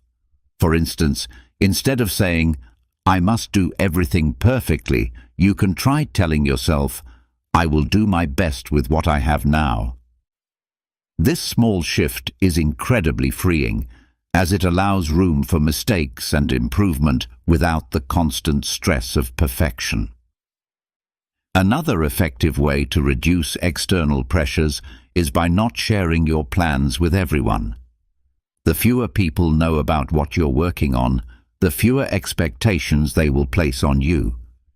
In the end, the less you expect, the more freedom you'll feel, and the less weight you'll carry. The need to always be right is another destructive habit that can be silently eliminated. Have you ever noticed that urge to always be the one who's right, to prove that you know everything? It's like turning every conversation into a battlefield, where winning means proving your superiority. But the truth is, you're not really fighting anyone but yourself. Every time you insist on having the last word or the right answer, it's as if you're trying to convince yourself that your value is tied to being right. It's mentally exhausting. Society, social media, and even family can make us believe that being wrong is a weakness. But here's a secret. Sometimes being right is the least important thing. Stoic philosophy teaches us that we cannot control the way others perceive us or the thoughts they have. In this endless race to prove we're right, we end up draining ourselves of energy. So how do we stop? The first step is to accept that you don't have to be the smartest person in every conversation. It's okay to be wrong, to not have an answer, or to not have a strong opinion on every issue. The second step is to learn how to listen. There's a big difference between hearing and truly listening. The first is simply a biological function, but the second is an art that few master. When you really listen, you stop feeling that anxious need to correct or prove your point. And finally, learn to embrace the silence. Sometimes the best argument is not to speak at all, but simply to let others share their views. After all, winning an argument is not the same as finding peace. The next area to address is digital noise. In today's world, we are constantly bombarded by digital distractions. We're surrounded by the incessant ping of social media notifications, endless messages, and constant updates. It seems as though everything is designed to pull our attention in 1,000 different directions, leaving us feeling like we're in control, when in fact, the chaos is controlling us. We live in an age where silence has become a rare luxury, but it's not as out of reach as it seems. To regain control of your attention, you need to start eliminating the sources of digital noise. I'm not suggesting that you cut yourself off completely from technology, but you need to be mindful of what's stealing your focus. The digital world is filled with noise, and the more accounts you follow, the more cluttered your mind becomes. It's easy to get caught up in endless scrolling, watching others' lives unfold. But all this noise is not adding value to your life. Start by eliminating the unnecessary accounts and notifications. You don't need to be constantly updated on every little detail. The more you reduce your digital distractions, the more you'll reclaim your peace and focus. It's a small step toward eliminating the noise that clutters your mind and learning to enjoy the silence. Let's start with social media. Yes, I know it sounds cliché, but trust me, the more accounts you follow, the more noise you're adding. I'm not saying you need to disconnect completely, but you have to be aware of the impact it has. Ask yourself, what did the cousin of a friend of your sister's friend post today? Eliminate everything that doesn't serve you. And just like you would tidy up your closet from time to time, do a digital cleanup. Clear out what no longer serves you and what should never have been there in the first place. One of the first things to go should be notifications. This is where things get interesting. Why do you allow your phone to interrupt you every 2 minutes? Every time you hear a vibration or a message, your brain jumps to attention, robbing you not just of time, but also of mental energy. Turn off all notifications that aren't essential. At first you might feel anxious, like you're missing out on something, but soon you'll realize how good it feels to take control of when and how you check your phone. And speaking of that, there's this thing called the fear of missing out, or FOMO. It's a modern villain we all live with, making us feel like we're losing something important if we're not connected. But here's an uncomfortable truth. What truly matters isn't on that screen. It's all around you, in the people, in the moments that go unnoticed, because you're always waiting for the latest viral meme. Get rid of that fear. Let go of the need to be in everything. The more you try to be everywhere, the more you miss out on what's truly meaningful.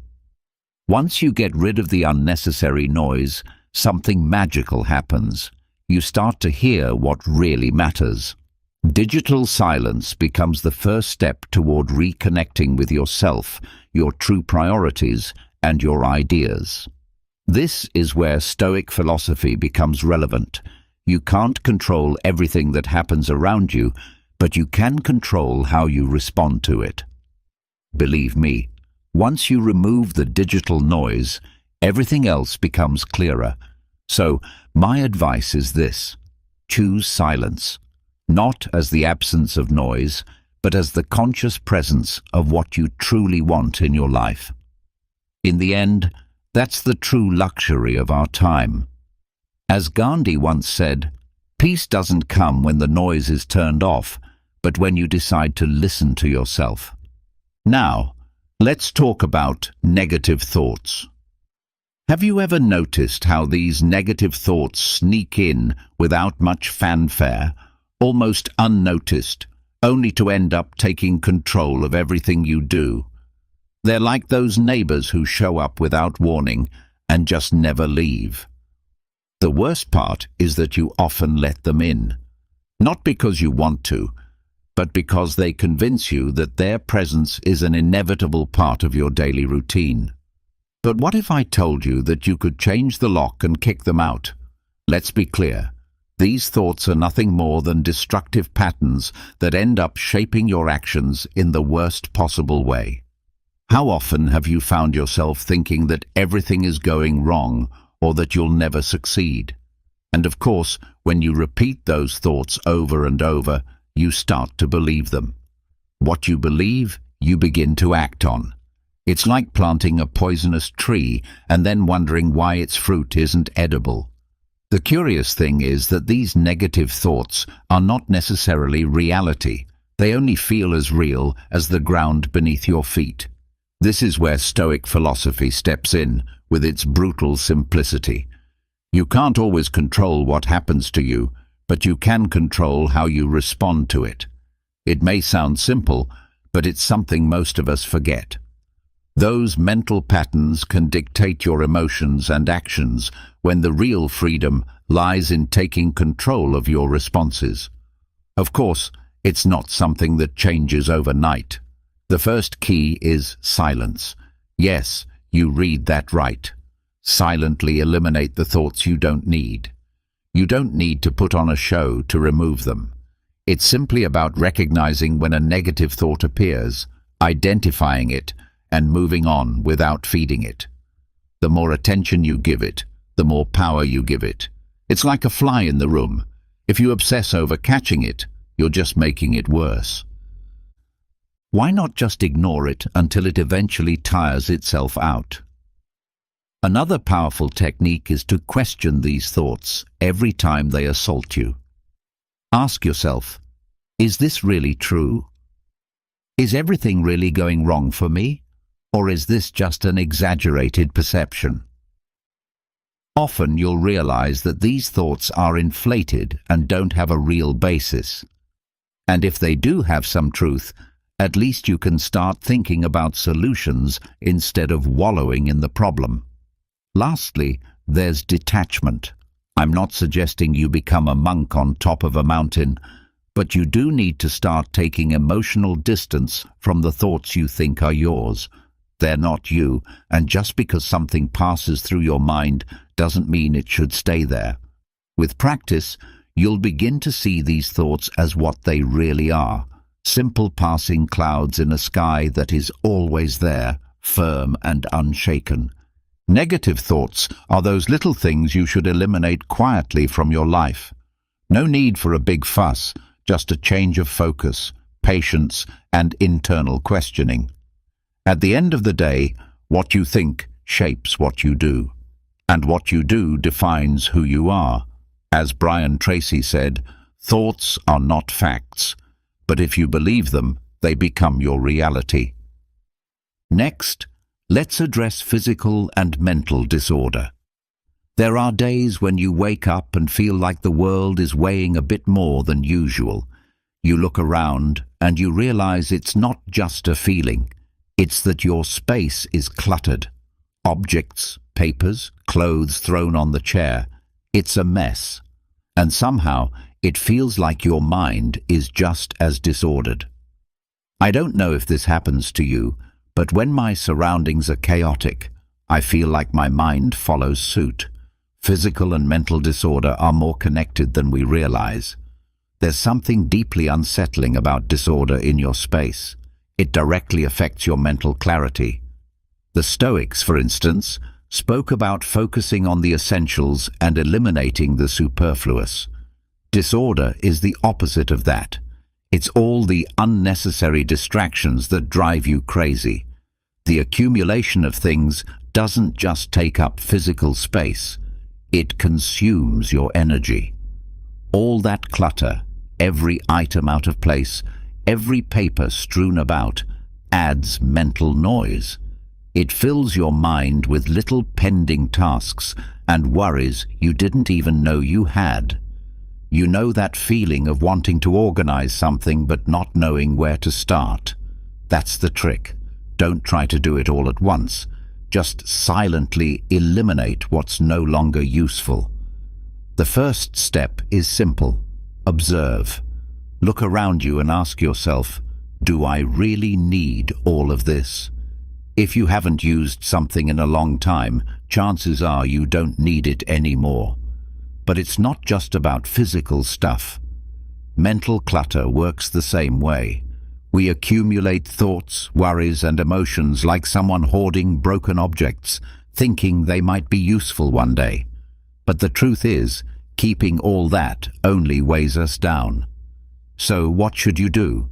Eliminate it, quietly, little by little.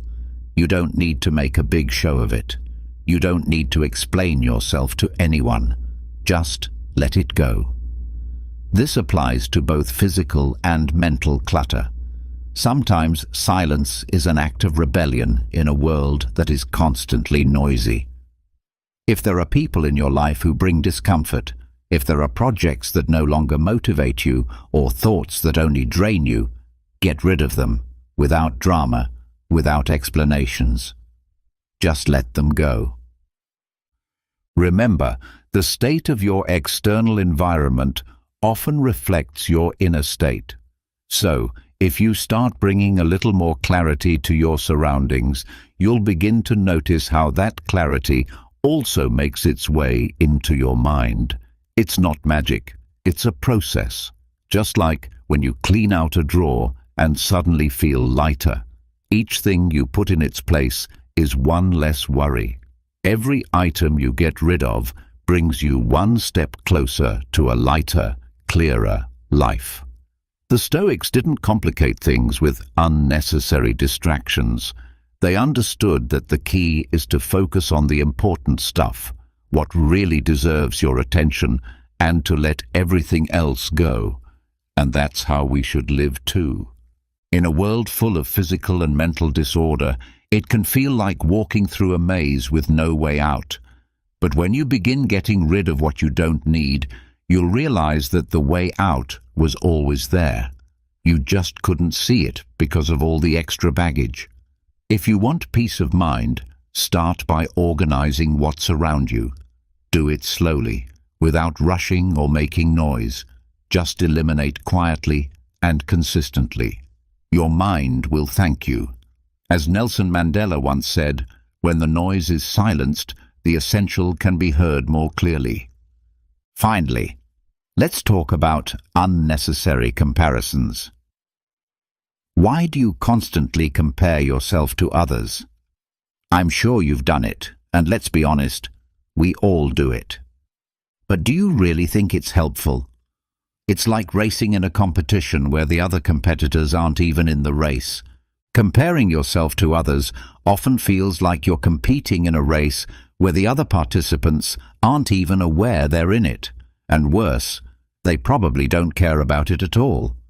Meanwhile, you're fixated on each step, each stumble, each little bit of progress, not your own, but that of others. This habit of comparison is like trying to win a singing contest while using someone else's voice. It's completely pointless. You have your own melody and rhythm, yet you insist on following someone else's score. The problem is that what may seem like a harmless habit gradually chips away at your self-esteem. One day, you wake up and feel like you're not enough. You're not fast enough, not good enough, just not enough. And all of this happens because you've been too busy looking around at others instead of focusing on your own path. The truth is that life isn't a sprint. It's more like a boat journey. You're the one who decides the course, the stops, and the pace.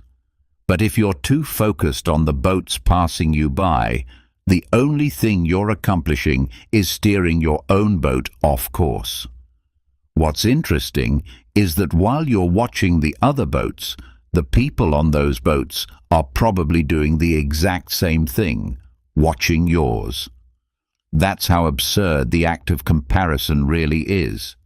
Everyone is busy looking at everyone else, but no one is truly enjoying their own journey. Here's a thought. Stop comparing yourself silently.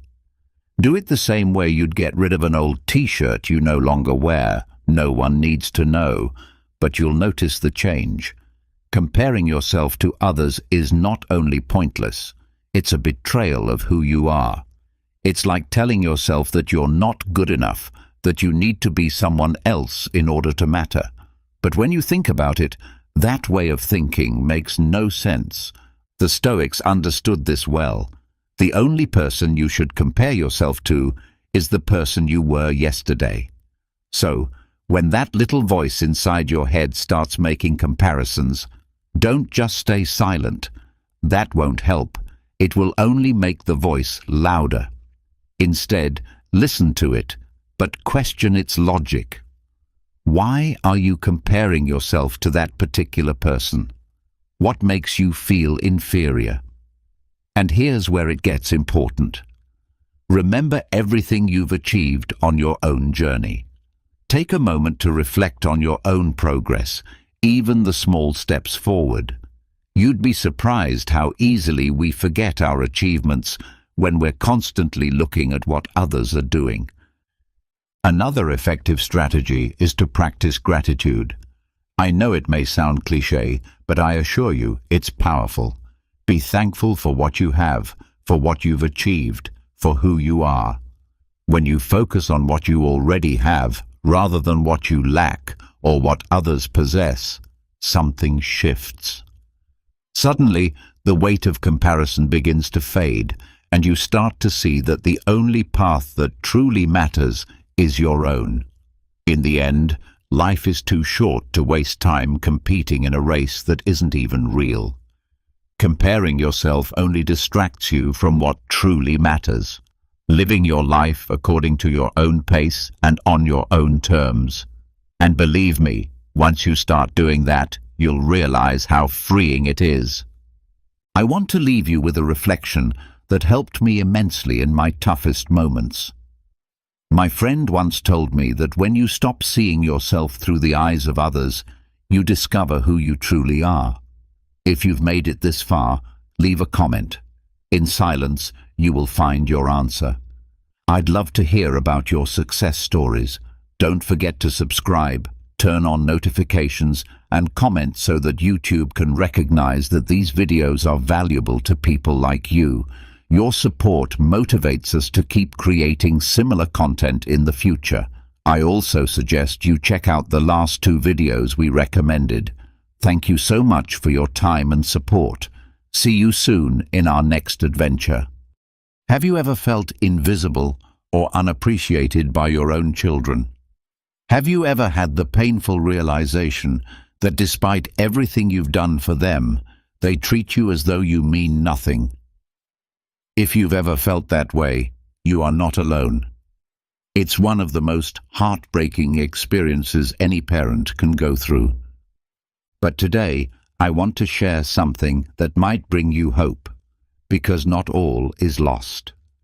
In this video, we're going to explore how Stoic wisdom and practical philosophy can help you completely transform the way you relate to your children. Even in moments where you feel ignored, rejected, or disrespected, there is a powerful path, not one of forcing them to change, but rather a deeper, life-changing shift that begins within you. When your perspective changes, everything around you begins to shift too. My name is Gabriel, and if this is your first time visiting, I invite you to subscribe and turn on the notification bell. Stay with me until the end, because what we're going to uncover together today can truly change your life and heal the most important relationships in it. Let's begin with a powerful truth: the strength of detachment without abandoning love. When your children ignore you or show a lack of respect, the emotional pain can run deep.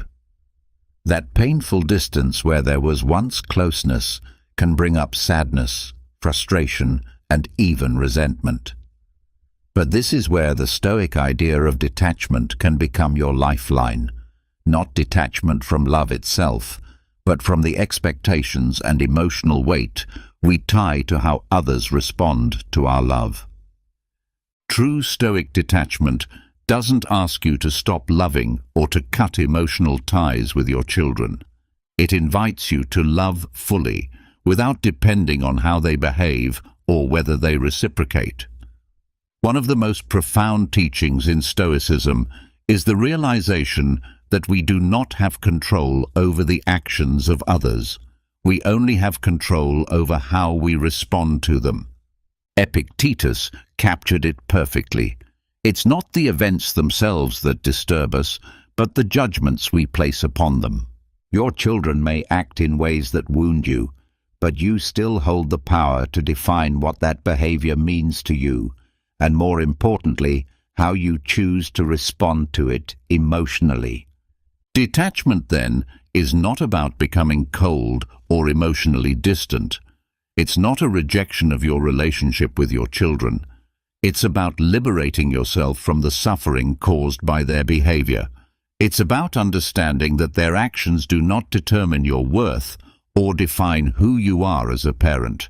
It's a way to maintain a love that is unconditional while letting go of the desire to control how they see you or treat you.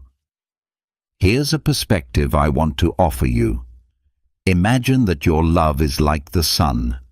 The sun shines, gives warmth and light, not because it expects something in return, but because that is simply its nature. It doesn't withhold its light when people criticize it, nor does it shine brighter when people praise it. It just shines. This is the heart of detachment, learning to love like the sun, giving freely without tying your well-being to how others receive it. Jiddu Krishnamurti, a brilliant philosopher, once said that true freedom is not found in chasing security, it's found in detachment. In this context, that means your peace of mind and emotional strength must not be based on whether your children behave the way you hope they will. You can still love them with all your heart, but the deep need to be seen and validated by them is what you must begin to release. You might be wondering, how can I love my children if they don't treat me with respect? And the answer lies in understanding the difference between detachment and disconnection. Detachment is emotionally healthy because it allows you to remain centered even when your children disappoint you or respond with indifference. It's not about withdrawing your love. It's about releasing the pain that comes from unmet expectations. Disconnection, on the other hand, is what we want to avoid. It's emotional withdrawal and coldness. The key is this: the respect and attention you long for should not be the foundation of your inner peace. If you build your emotional stability on how others behave, you will always be vulnerable. But if you learn to love freely without clinging to specific outcomes, you will strengthen your inner peace.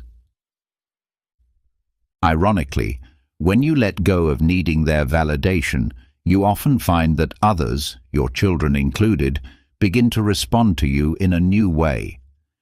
Detachment is not the end of love. It's the maturation of it.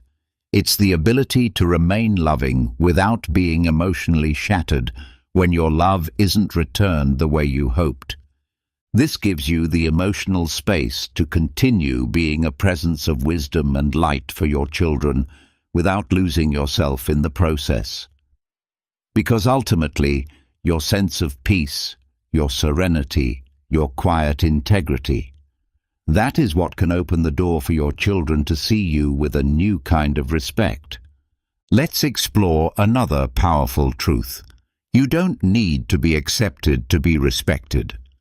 One of the most painful things about feeling ignored or disrespected by your children is the sense that you've lost the place you once had in their hearts and lives.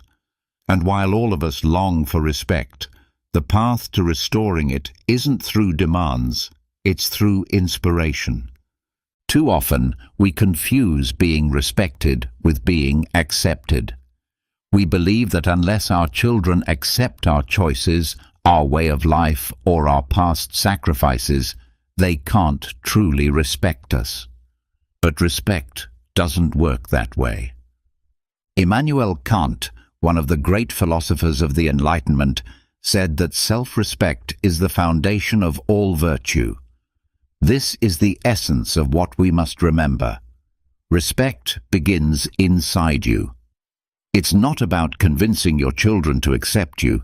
It's about living in such a way that you earn respect, whether or not they agree with you.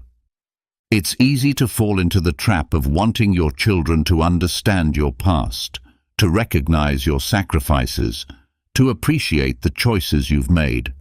But constantly looking for that validation becomes a source of pain and discouragement. What truly transforms relationships is when you stop seeking that approval and begin living from your inner integrity. Your children don't need to agree with your path in order to respect you. What they need is to see that you are unwavering in your principles, steady in your values, and composed in your actions. Think for a moment about someone you deeply respect, perhaps a historical figure, a leader, or a mentor. Chances are you don't respect them because they did everything others expected of them. You respect them because they had the courage to be true to themselves, even when misunderstood. That same strength is inside you. Your children may not understand you, and they might not agree with your lifestyle or choices. But if you continue to act with consistency, clarity, and honor, the respect will eventually follow. This is where Stoicism becomes a powerful guide. It gives you the internal strength to endure disrespect without falling apart. Seneca said that nobility of character is seen in how we live, not in what others say about us. So, if you live with patience, wisdom, and peace, you won't need anyone else to validate you because you'll already be whole within yourself. Picture this. Your children observe you staying calm through adversity. They notice that you don't get desperate for their approval or attention. That quiet strength begins to speak louder than any words you could say. What ultimately shifts their perception isn't argument or confrontation. It's your calm and steady example. Sometimes, the disconnection in our relationships with our children comes from trying too hard to become what we think they want, instead of remaining true to who we really are. But when you stop bending and start standing, something inside them shifts too. You don't have to demand respect. You become the example of it. The deeper truth is this. You don't need to be accepted to be respected. But for respect to take root, it must first be cultivated within. So stop molding yourself to fit into your children's expectations. Live by your own values, and in time, respect will come back to you, often when you least expect it. Finally, let's talk about breaking the cycle of silence, not with noise, but with wisdom. When your children ignore you, the natural impulse is often to raise your voice, to argue, to confront them with harsh words just to be heard. Recognize your worth and allow yourself to be heard. However, what we often fail to realize is that raising our voices or making noise doesn't bring us closer. It actually distances us further from understanding and truth. True strength is not found in breaking the silence with shouting, but in disrupting it with wisdom. In relationships, silence can feel heavy and painful. Maybe you've experienced moments where your words seem to lose significance, especially in your children's lives. But what if, instead of viewing silence as rejection or distance, you saw it as an opportunity for conscious, intentional stillness? The wise do not react on impulse or try to be heard by creating noise. Instead, they respond with thoughtful reflection and grounded presence. One of the fundamental teachings of Taoism reminds us, "Those who know do not speak, those who speak do not know." This ancient insight calls us to realize that the real power in a relationship lies not in the number of words we speak, but in how wisely we handle moments of tension. So instead of breaking the silence with loud complaints or demands, consider breaking it with a calm gesture, a small action that shows your peace is still intact, even if you feel unheard. Let's bring this into a real-life scenario. Imagine your children no longer call or check in as they once did. You could confront them with a list of grievances, pointing out how much they've changed or how hurt you feel. But most likely, this approach would only build more distance. Now imagine a different response. What if, instead of criticizing, you simply listened when they finally reached out? What if, instead of forcing a conversation, you quietly created a space for openness and understanding? Noise tends to trigger resistance, while wise silence has the power to invite true connection. Stoic philosophy teaches us not to respond impulsively, but to observe before we speak. Epictetus once advised us to remember that we have 2 ears and 1 mouth for a reason, so that we might listen more than we speak. This doesn't mean we should remain completely silent. It means we should wait for the right moment to respond with wisdom. When we choose to disrupt the silence through peaceful actions, like an honest conversation at the appropriate time or a simple, generous gesture, we open the door to deeper transformation than any outburst ever could. Breaking silence wisely is not about pushing for communication, but about shifting the energy of the relationship. Perhaps your children have distanced themselves because they feel that every dialogue leads to argument, or maybe they don't feel truly heard. If you can demonstrate through your calmness and actions that you're ready for a different kind of connection, one based on understanding instead of control, the wall of silence will begin to dissolve. This does not mean passively accepting silence that causes pain. It means using the stillness to regain your emotional balance and choosing how to respond with wisdom. Instead of bombarding them with questions like, "Why don't you call?" or "Why don't you visit?" consider writing them a heartfelt letter, one that shares your feelings without blame. Sometimes the most powerful way to break silence is with an unexpected gesture of affection or a small, thoughtful act with no expectation of an immediate response. Rumi, the great Persian poet, beautifully said, "Raise your words, not your voice. It is rain that grows flowers, not thunder." This reflects the heart of what it means to break silence with wisdom. It's not about how loudly or how much you speak. It's about the quality of your communication. When your children sense that, despite everything, you remain a source of peace and understanding, the seeds of mutual respect and dialogue can begin to grow. So next time silence appears in your relationship with your children, don't rush to fill it with noise. Break the pattern with wisdom, with serenity, and you may witness a meaningful shift not only in them, but in yourself as well. Change the narrative, and you will change the relationship. Often, the greatest barrier in our connection with our children is not their behavior, but the story we tell ourselves about their behavior. When we feel ignored or disrespected, we tend to create internal narratives filled with assumptions, hurt, and misinterpretation. But this lesson invites you to pause and reflect. Is what I believe is happening really true? Or is it just my own version of the story? Buddha taught that pain is a part of life, but suffering is optional. Much of the suffering in our relationships doesn't stem directly from what others do, but from the way we interpret their actions. For example, maybe your child doesn't call you as often. Your mind may spin a narrative like, "They don't love me," or "I don't matter to them," but the truth could be something entirely different. Maybe they're overwhelmed, facing their own struggles, or unsure of how to reconnect. The stories we tell ourselves shape our reality.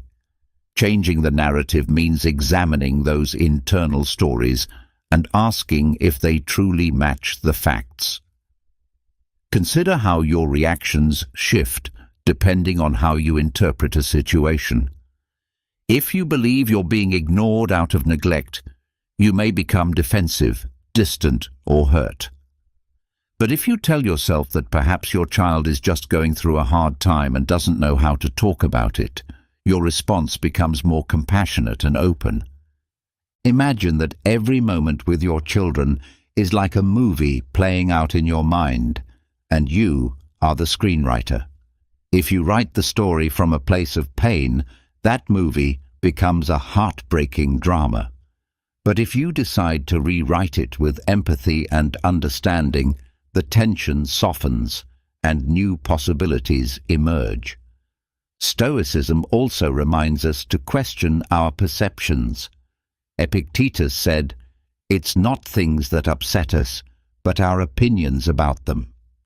In other words, transformation often begins not by changing others, but by re-evaluating how we interpret their actions. When you start to look beyond surface behaviors and consider alternative explanations for your children's choices, you begin to release unnecessary pain. This shift makes space for healthier, more peaceful relationships. Let's look at a practical example. Suppose your son cancels a visit you had both planned. Immediately your mind might jump to, "He doesn't care," or "I'm not important anymore." But what if you chose a different story, one where he's simply overwhelmed, dealing with a situation he hasn't shared? This compassionate lens helps you respond calmly and keep the door open for deeper connection in the future. Carl Jung once said, "Everything that irritates us about others can lead us to an understanding of ourselves." Often, the stories we tell about others' behavior are shaped by our own unmet needs or past wounds. When your children act in ways that don't meet your expectations, it can be helpful to turn inward and explore what those expectations are and where they come from. This kind of self-inquiry allows you to begin dismantling harmful assumptions and replacing them with more balanced perspectives. Changing the narrative is not about pretending that everything is fine or avoiding real issues. It's about approaching the relationship from a fresh angle.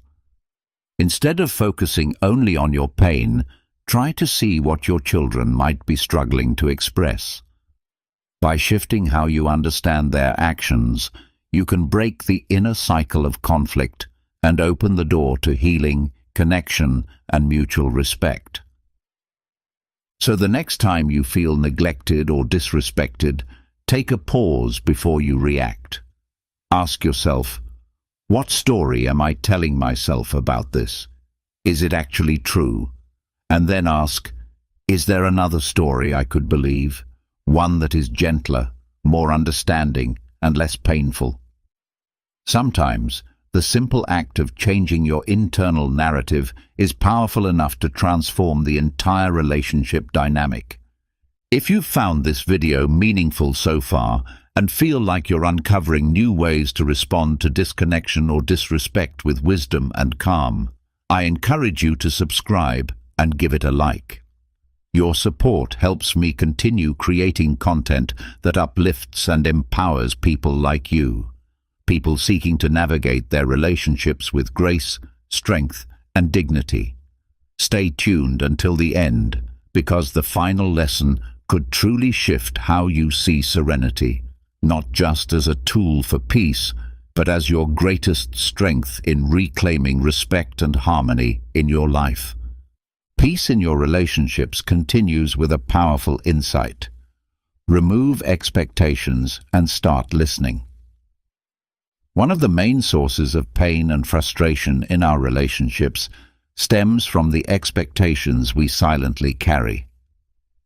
With our children, it's often the unmet hope that they'll call us more frequently, that they'll show they care like they once did, or that they'll value us in the way we believe we deserve.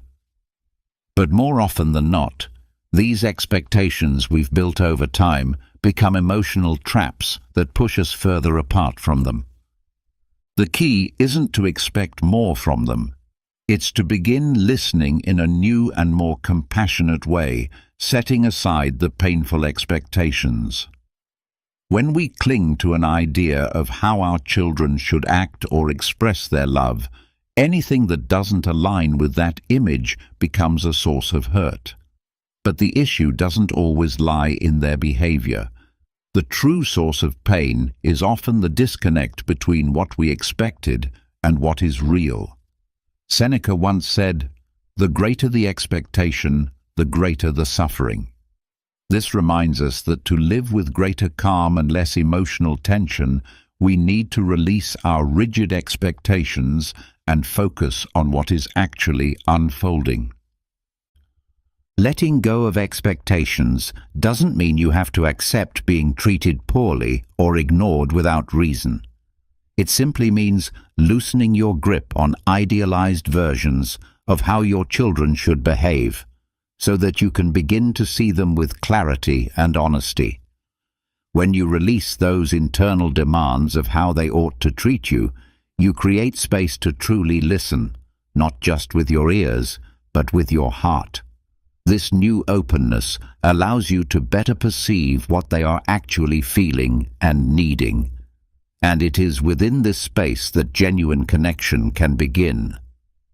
Imagine for a moment having a conversation with your child, but instead of waiting for them to say what you want to hear, an apology, a show of affection, some expression of appreciation, you simply listen. You pay attention not just to their words, but also to their silences, their hesitations, and even the things they avoid saying. Sometimes their distance is not rejection, but a reflection of their own personal battles. Yet, when we're caught up in our expectations, we miss these subtle signals. We're too focused on what we want them to say or do, and that fixation prevents us from hearing what they're actually trying to express. A Buddhist master named Nhat Hanh once taught that listening with compassion is healing. When we listen without the heavy weight of expectations, we not only help heal the relationship, we also begin to heal ourselves. When we stop demanding that our children meet certain emotional standards, we begin to uncover what they're truly telling us through their actions, their behavior, and even their silence. This shift in perception allows us to find new paths to closeness. Take a common example. When our children don't reach out as often as we'd like.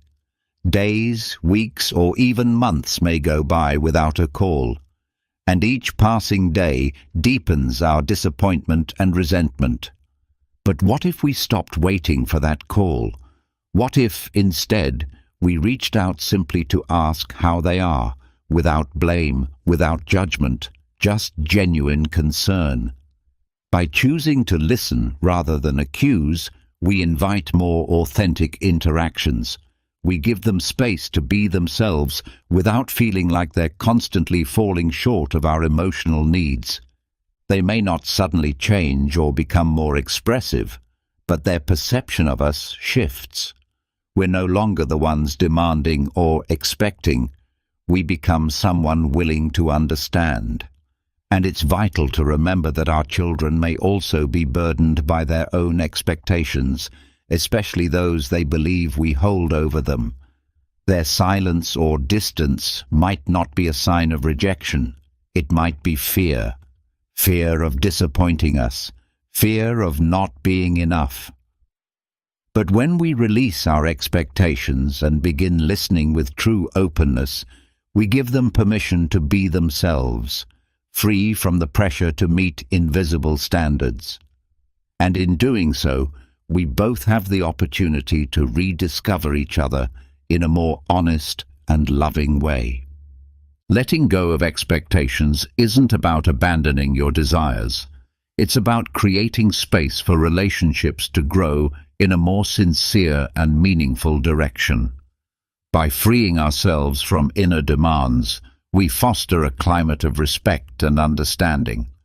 What matters most isn't whether your children fulfill every hope you've silently carried, but how present you can be for them, and how they, in turn, feel safe enough to be present for you.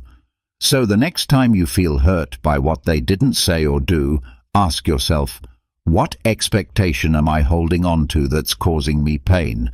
And once you see it, truly try, to let it go. Instead of waiting, begin listening. You'll find that in doing so, the dynamics naturally shift, and closeness can begin to grow in its own time. Compassion begins with understanding your path. When your children seem distant or unresponsive, it's natural to ask, "What did I do wrong?" Or, "Why are they treating me like this?" These feelings are deeply human. Our emotional responses often drive us to either blame ourselves or view the situation solely through the lens of injustice. But a profound step toward healing is shifting our perspective, choosing to cultivate compassion, not just for them, but also for ourselves.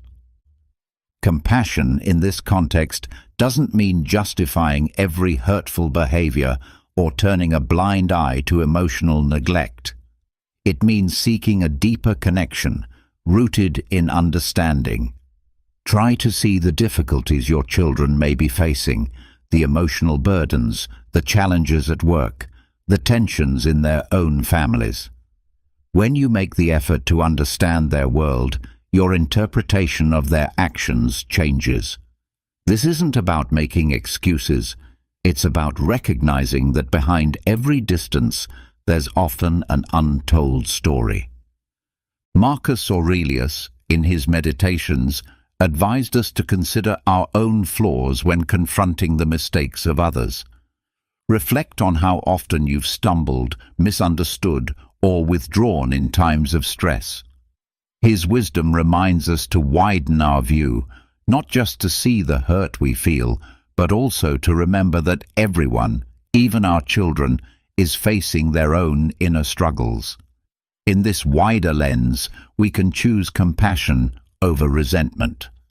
However, compassion should never mean tolerating ongoing harm. It's not a call to self-sacrifice. Rather, it's an invitation to hold space for both your feelings and theirs, to acknowledge your pain without closing yourself off from understanding theirs. Perhaps your children are overwhelmed, emotionally exhausted, or lacking the skills to express themselves without seeming detached. Maybe they're navigating difficult relationships, raising children of their own, or trying to make sense of their purpose in life.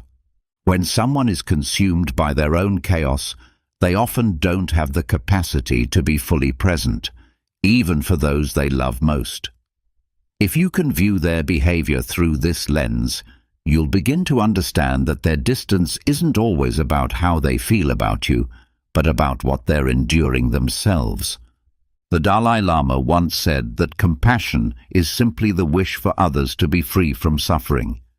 It's a simple concept, yet it carries deep transformative power. It encourages us to look beyond behavior and into the heart of what our loved ones might be going through.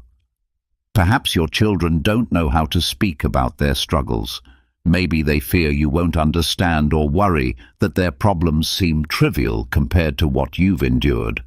What matters most is creating space where they feel safe to share, without being judged, without being pressured. A small shift in how we communicate can make all the difference. Instead of asking why they haven't called, consider asking gently, "How are you, really?" Or, "Is something weighing on your mind?"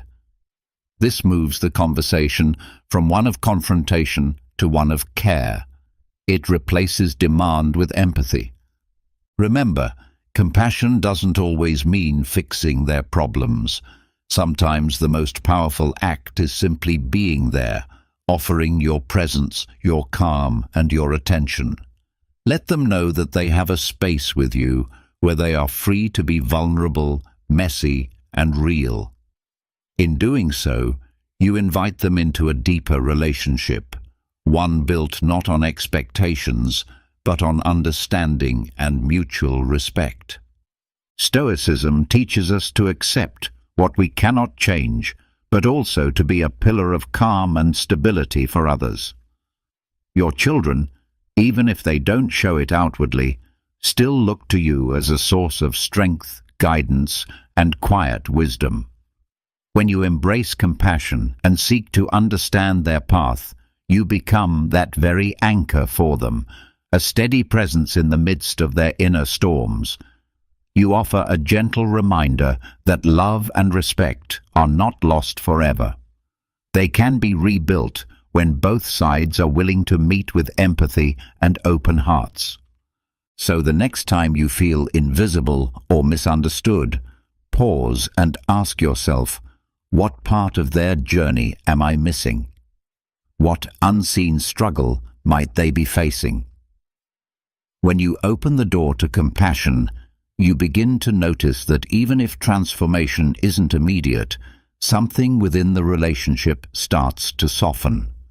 That shift begins by seeing their path through the eyes of understanding. That single act of awareness can become the first step toward true reconnection. Serenity is where that path ultimately leads. Serenity is your final answer. When emotional friction with your children becomes the norm and the closeness you once had feels lost, it may seem like your efforts have no power to shift the dynamic. But there is something incredibly powerful that always remains within your grasp. Serenity. Learning to nurture a peaceful mind doesn't just change your internal world. It has the potential to completely alter the way your relationship unfolds. Stoic wisdom reminds us that while we cannot control the actions of others, we always have the power to choose our response. Marcus Aurelius once wrote, "Choose not to be harmed, and you won't feel harmed." This simple yet profound truth reveals one of our greatest human powers, the ability to determine how we allow life's challenges to affect us. Yes, your children may behave in ways that wound you, but the peace you create inside yourself is unshakable if you make the choice to protect it. Serenity is not the same as surrender or indifference. It is an intentional, courageous stance you choose to take.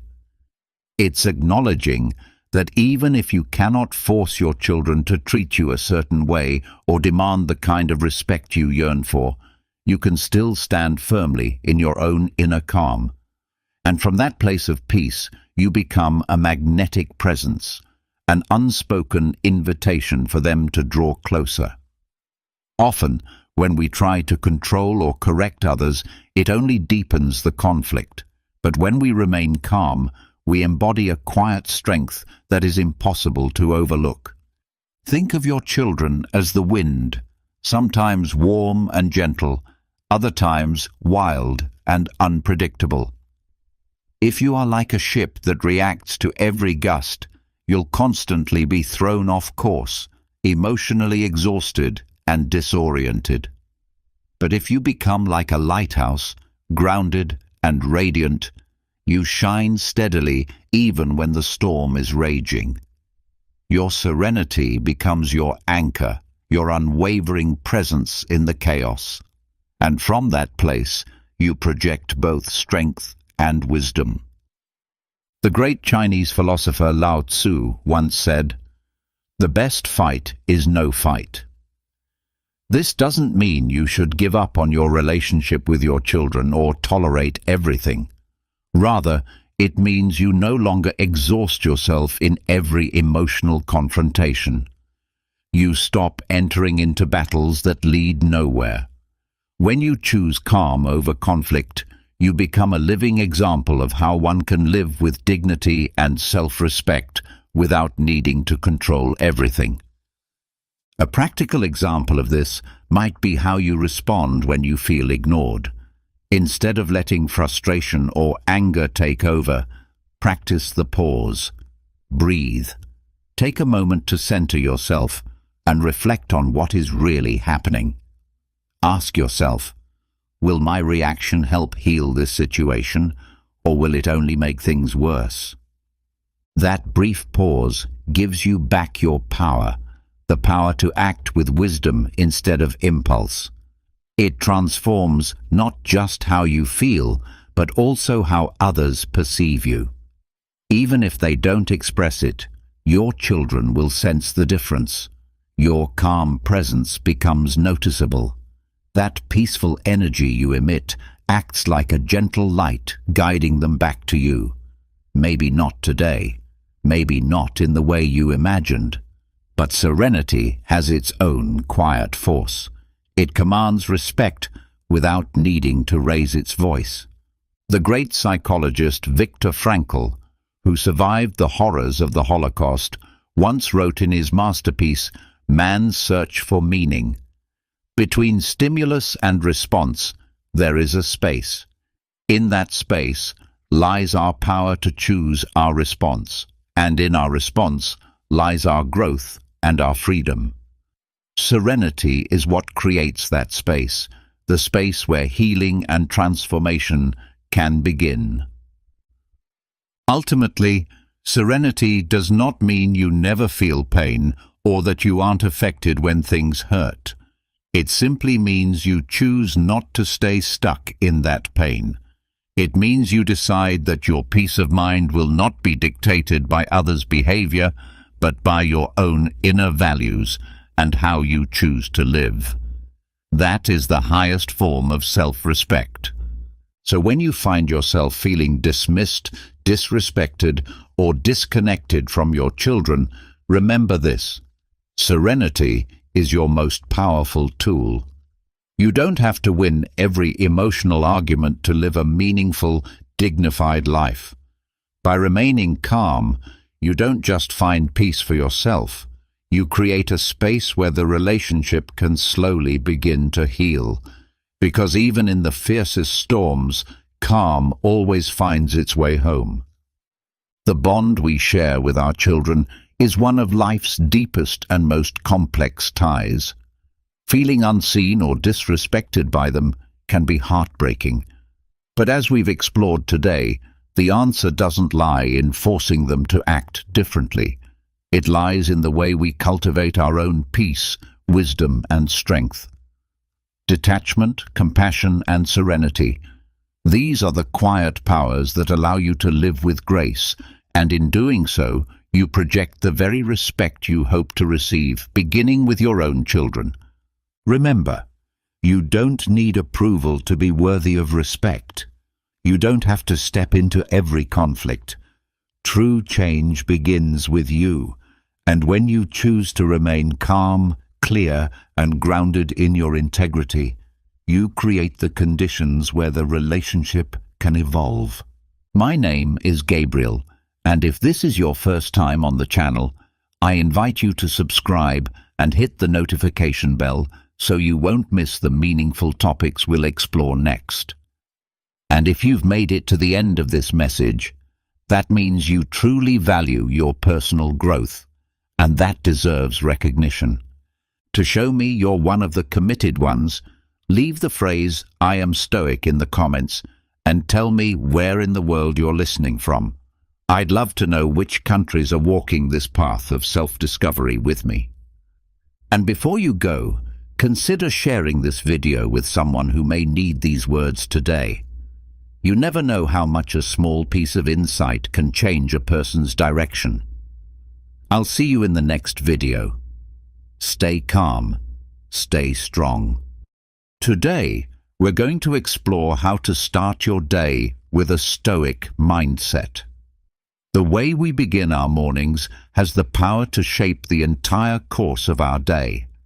Stoicism, an ancient but timeless philosophy, offers us profound lessons for this daily reset. Marcus Aurelius, one of the great Stoic thinkers, reminds us of the privilege of simply being alive, to breathe, to exist. Rather than allowing stress or a foul mood to dominate our mornings, we can choose to greet the day with a mindset rooted in love, awareness, and appreciation. Let's dive into 15 things we should avoid first thing in the morning by applying Stoic principles, small but powerful changes that can transform not only our mornings but our entire lives. Stay with me as we discover how shifting our morning mindset with Stoicism can lead to a more balanced, joyful, and meaningful life. Let's begin with one of the most common traps, clinging to your phone. Starting your morning by diving into your smartphone immediately clouds your clarity. In today's fast-paced world, it's almost instinctual. We wake up and grab our phones, instantly pulling ourselves into the chaos of the digital world. But what does this really do for our peace of mind? Stoic philosophers like Seneca warned against wasting precious time and beginning the day by absorbing external noise. When we allow the world's frenzy to flood into our minds before we've even connected with ourselves, we weaken our foundation for the day. Think of your mind as a quiet garden at dawn. Reaching for your phone is like planting weeds in that garden instead of nourishing it with flowers. Why not sow seeds of peace and intention instead? A short meditation, a few minutes of gratitude, or even the simple joy of quietude can shape a day that's more grounded and purposeful. Marcus Aurelius taught that the quality of our thoughts determines the happiness of our lives. When we begin the day with digital noise, we sabotage our inner clarity and purpose. Our brains, much like eager sponges, absorb what we expose them to. Feed it with chaos, and it will carry that through the day. Feed it with peace, and the difference will be remarkable. Challenge yourself to break the habit. Let your phone wait. Embrace the morning silence. Breathe deeply. Reflect. Set a gentle but firm intention for your day.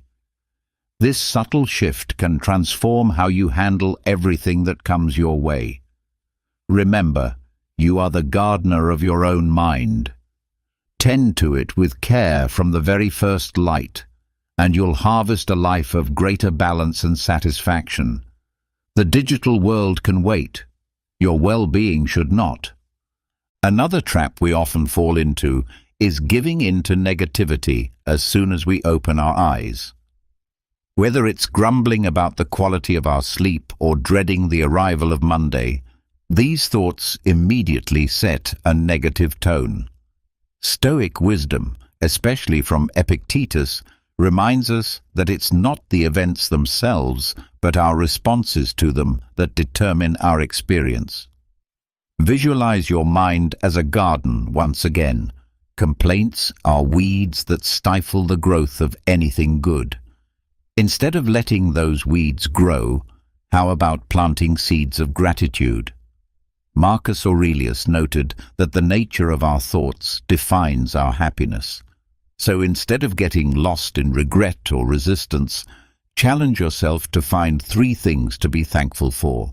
It could be the scent of freshly brewed coffee, the warm sunlight streaming through your window, or the anticipation of seeing a loved one. This isn't about toxic positivity.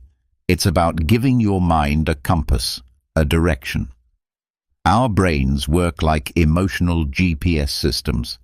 The direction you set early on influences your entire journey. Gratitude shifts that direction toward joy. It not only uplifts our spirit, but strengthens our capacity to meet challenges with grace. Imagine waking up, pausing for a breath, and feeling genuine appreciation for your home, for your health, for a fresh start. That small shift in perspective has the power to transform not just your morning, but your whole day. Complaining may feel easy, but it rarely serves us. Gratitude, on the other hand, is a muscle. The more you work it, the more natural it becomes. You may be surprised how this simple change rewires the rest of your day. So next time the alarm rings, resist the urge to grumble. Pause, breathe, and look for what you can be thankful for. Follow Epictetus's wisdom and witness how this humble morning practice gradually illuminates not only your day, but your entire life. Another silent trap is procrastination. Lingering in bed when it's time to rise. Wake up with energy and a willingness to embrace the day ahead. Hitting snooze again and again may seem harmless, but it actually undermines our energy and motivation. Each time we delay getting up, we disrupt our sleep cycles, which can leave us groggy and scattered. Stoic philosophy offers a powerful antidote: the discipline of self-mastery. Epictetus said that true freedom is found in self-control. Marcus Aurelius reminded us to wake with gratitude and purpose.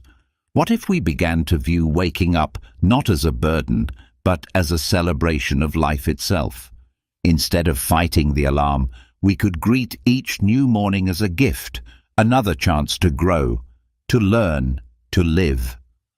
Awakening with intention becomes an energizing force, setting the rhythm for a day of purpose. Rising immediately when the alarm rings becomes a declaration of discipline, a way to strengthen your resolve and take charge of your day. Picture yourself starting with mental sharpness and physical readiness instead of dragging yourself through fatigue and guilt.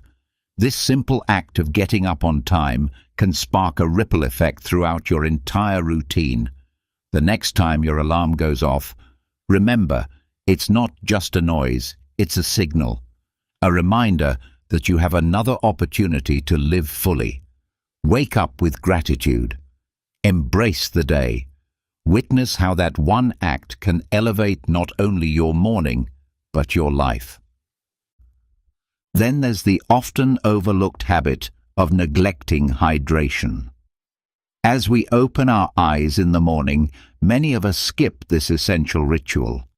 But after a long night of sleep, our body craves water. It's asking us to replenish what's been lost. Hydration is the most basic and immediate way to awaken our body and energize our mind. Marcus Aurelius taught that the thoughts we feed ourselves shape our happiness. And what better way to prepare the mind than by caring for the vessel that holds it? Drinking water in the morning is like flipping the switch on your inner engine. It kickstarts your organs, wakes up your digestion, and floods your cells with life-giving energy. To drink water first thing is to send your body a clear message. You matter. It's an act of self-respect that sets the tone for your entire day. Water doesn't just hydrate, it detoxifies, energizes, and clears the fog from your mind. Picture yourself savoring those first sips. The cool liquid awakening every fiber of your being, reviving you. It's like watering the soil of your day, ensuring that whatever you plant will thrive. So before you rush into your to-do list or scroll through notifications, pause, take a breath, reach for that glass of water, feel life moving through you again. This seemingly small ritual is a powerful daily reset, a conscious way to step into the day clear, alert, and aligned. Just like a musical instrument must be tuned before a concert, your body deserves the same care. Morning hydration is your way of preparing for the performance of life. Nourish yourself, reawaken, and go forward with renewed strength and clarity. Lastly, don't abandon your sense of calm. The moment of waking up marks the beginning of a sacred transition, from rest to activity, from dream to reality. Let this be a gentle crossing, not a chaotic leap. Give yourself permission to rise slowly, with intention and awareness. Don't allow external pressures to dictate the rhythm of your awakening. The Stoics knew the importance of inner peace, especially in a world that constantly tries to disrupt it. Begin your day rooted in calm, and you'll be more prepared to face whatever comes your way, not with haste, but with presence. Don't abandon the moment, calmly embrace it. Waking up signals the start of a new chapter, yet many of us meet it with urgency and unrest. Imagine if, instead, we could transform this daily act into a nourishing ritual, one that sets the rhythm for a grounded and effective day. The wise Roman Emperor Marcus Aurelius once cautioned that haste is the companion of failure. His words echo across time, urging us to begin each day not with panic, but with poise and deliberate intention. Rather than springing out of bed like someone escaping a threat, consider adopting a gentler, more mindful routine. Think of waking as the slow unveiling of dawn, peaceful, promising, and full of possibility. As your eyes flutter open, take a few seconds just to be still. Breathe deeply, allowing the air to awaken your lungs and fuel your body. Stretch slowly, like a cat easing into movement, activating each muscle with care and awareness. As your body slowly comes alive, begin to align your thoughts with the day ahead. Picture your responsibilities not as burdens, but as meaningful opportunities for creation and fulfillment. This is the perfect moment to set clear intentions and reconnect with your deeper purpose. Marcus Aurelius also reminds us to focus on each task only as long as it requires. Apply this principle to your morning. Avoid distractions and stay anchored in what truly matters. Feed your body, your mind, and your soul so that you're well equipped for both the challenges and the joys that await.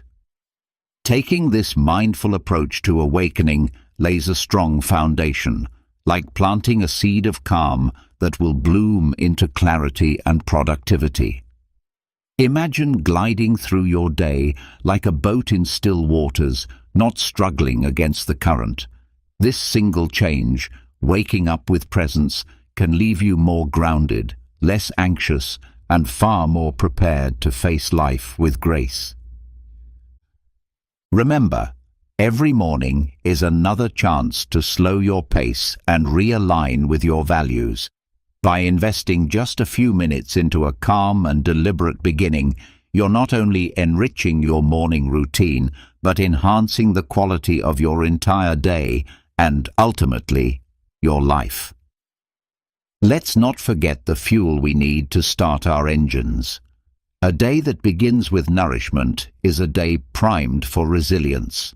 Breakfast, often neglected amid our hectic schedules, is crucial. Much like a vehicle cannot run without fuel, our bodies and minds cannot function optimally without proper morning sustenance. Marcus Aurelius emphasized that our present choices shape our future. Starting the day with nourishment is not merely about satisfying hunger, it's about laying the groundwork for the hours ahead.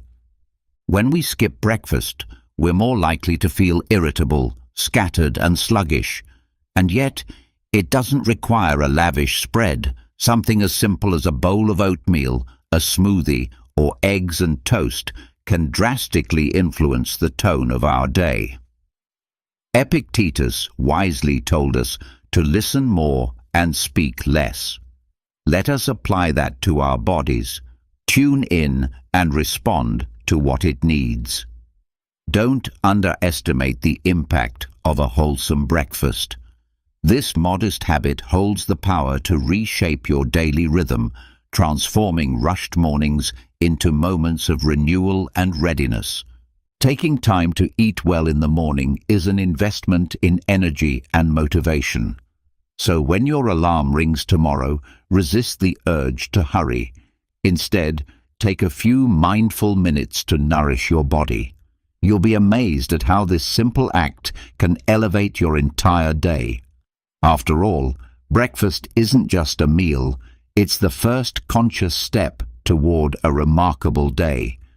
Drifting through the day without direction leaves us vulnerable to uncertainty. Marcus Aurelius urged us not just to reflect on virtue, but to embody it in our daily lives. This principle applies beautifully to our morning routine. Imagine waking without a clear agenda, adrift in a sea of endless options with nothing to anchor your time. It becomes easy to be swept up in distractions, only to end the day wondering where the time went and why you feel so unfulfilled. But now imagine the alternative. You rise with intention and become the architect of your day. Spend a few minutes in the morning sketching out a plan. List your most crucial tasks and decide what matters most. This small act creates momentum and helps you move through the day with clarity and purpose. You'll find yourself less distracted, more driven. Epictetus reminds us that true wealth lies not in abundance, but in simplifying our desires. Planning your day lets you focus energy on what truly counts, avoiding the drain of trivialities. Visualize starting your morning with a clear route. It's a subtle shift that can drastically enhance not only productivity, but your sense of purpose and fulfillment. So before diving into your to-do list tomorrow, pause. Take a breath. Map your direction. You'll be surprised at how this minor ritual can shift your entire day into one of meaningful progress. Our waking thoughts can often feel like a downpour of worry and doubt, but we have the power to shift that internal climate. Marcus Aurelius taught that our minds are shaped by the impressions we allow. Like a blacksmith's hammer that molds the metal, our thoughts forge our experience. While we may not control every event, we can absolutely control our response. Envision waking up, and instead of sinking into a mental fog of stress, you choose to see the day as a blank canvas waiting for vibrant colors. Epictetus said, "It's not events themselves that disturb us, but our interpretation of them." This insight alone can transform obstacles into moments of learning and evolution.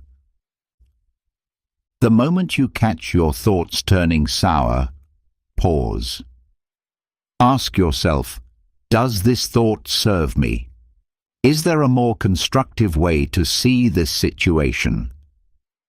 This practice of self-awareness is like sowing seeds of emotional strength. Our thoughts, after all, guide our emotions, which then shape our actions. Cultivating a positive mindset early in the day is like aligning a compass before a journey. It sets the direction. Picture your mind as a sailboat adjusting its sails to catch the best winds. Even on turbulent seas, you can stay on course. Strengthening this habit of noticing, questioning, and redirecting negative thoughts is like building emotional muscles. With time, you become more resilient, able to face stress and adversity with calm resolve. So the next time your morning begins with a wave of negativity, remember the teachings of the Stoics. Pause, observe, choose again. Let the sunlight in. You'll be amazed at how this one small shift can brighten not only your morning, but your entire life. At dawn, there lies a precious opportunity to mold the shape of your day. Often, in our eagerness to dive into tasks and obligations, We overlook this sacred window for self-reflection. Yet this moment of stillness can be a powerful anchor, setting the emotional tone for everything that follows. Imagine waking, and instead of rushing, you take just a few minutes to check in with yourself. This quiet pause holds the capacity to change your entire outlook and equip your spirit to meet the day ahead. Marcus Aurelius, in his enduring wisdom, advised beginning each morning with a mental exercise, reminding yourself that the day will bring challenges, rudeness, selfishness, ungratefulness. This isn't pessimism, it's preparation. It's about building resilience, so you're not caught off guard. Without this pause for contemplation, we risk becoming lost in a sea of obligations, tossed by waves of distraction and expectation.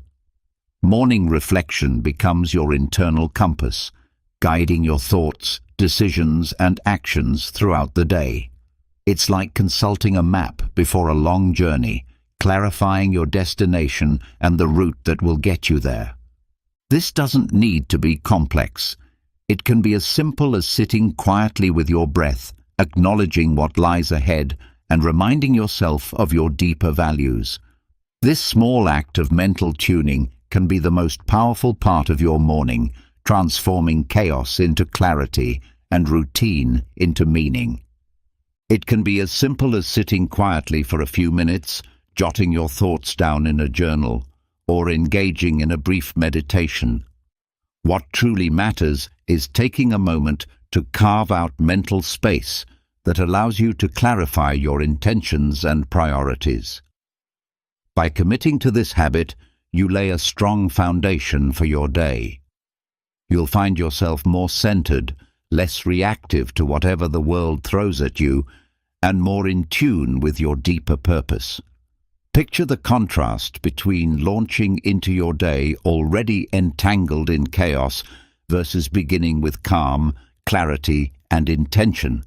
This seemingly minor morning ritual could very well serve as the spark for a profound transformation in your daily experience, boosting both productivity and inner peace. So next time the day begins, greet the dawn with mindfulness before rushing into your routine.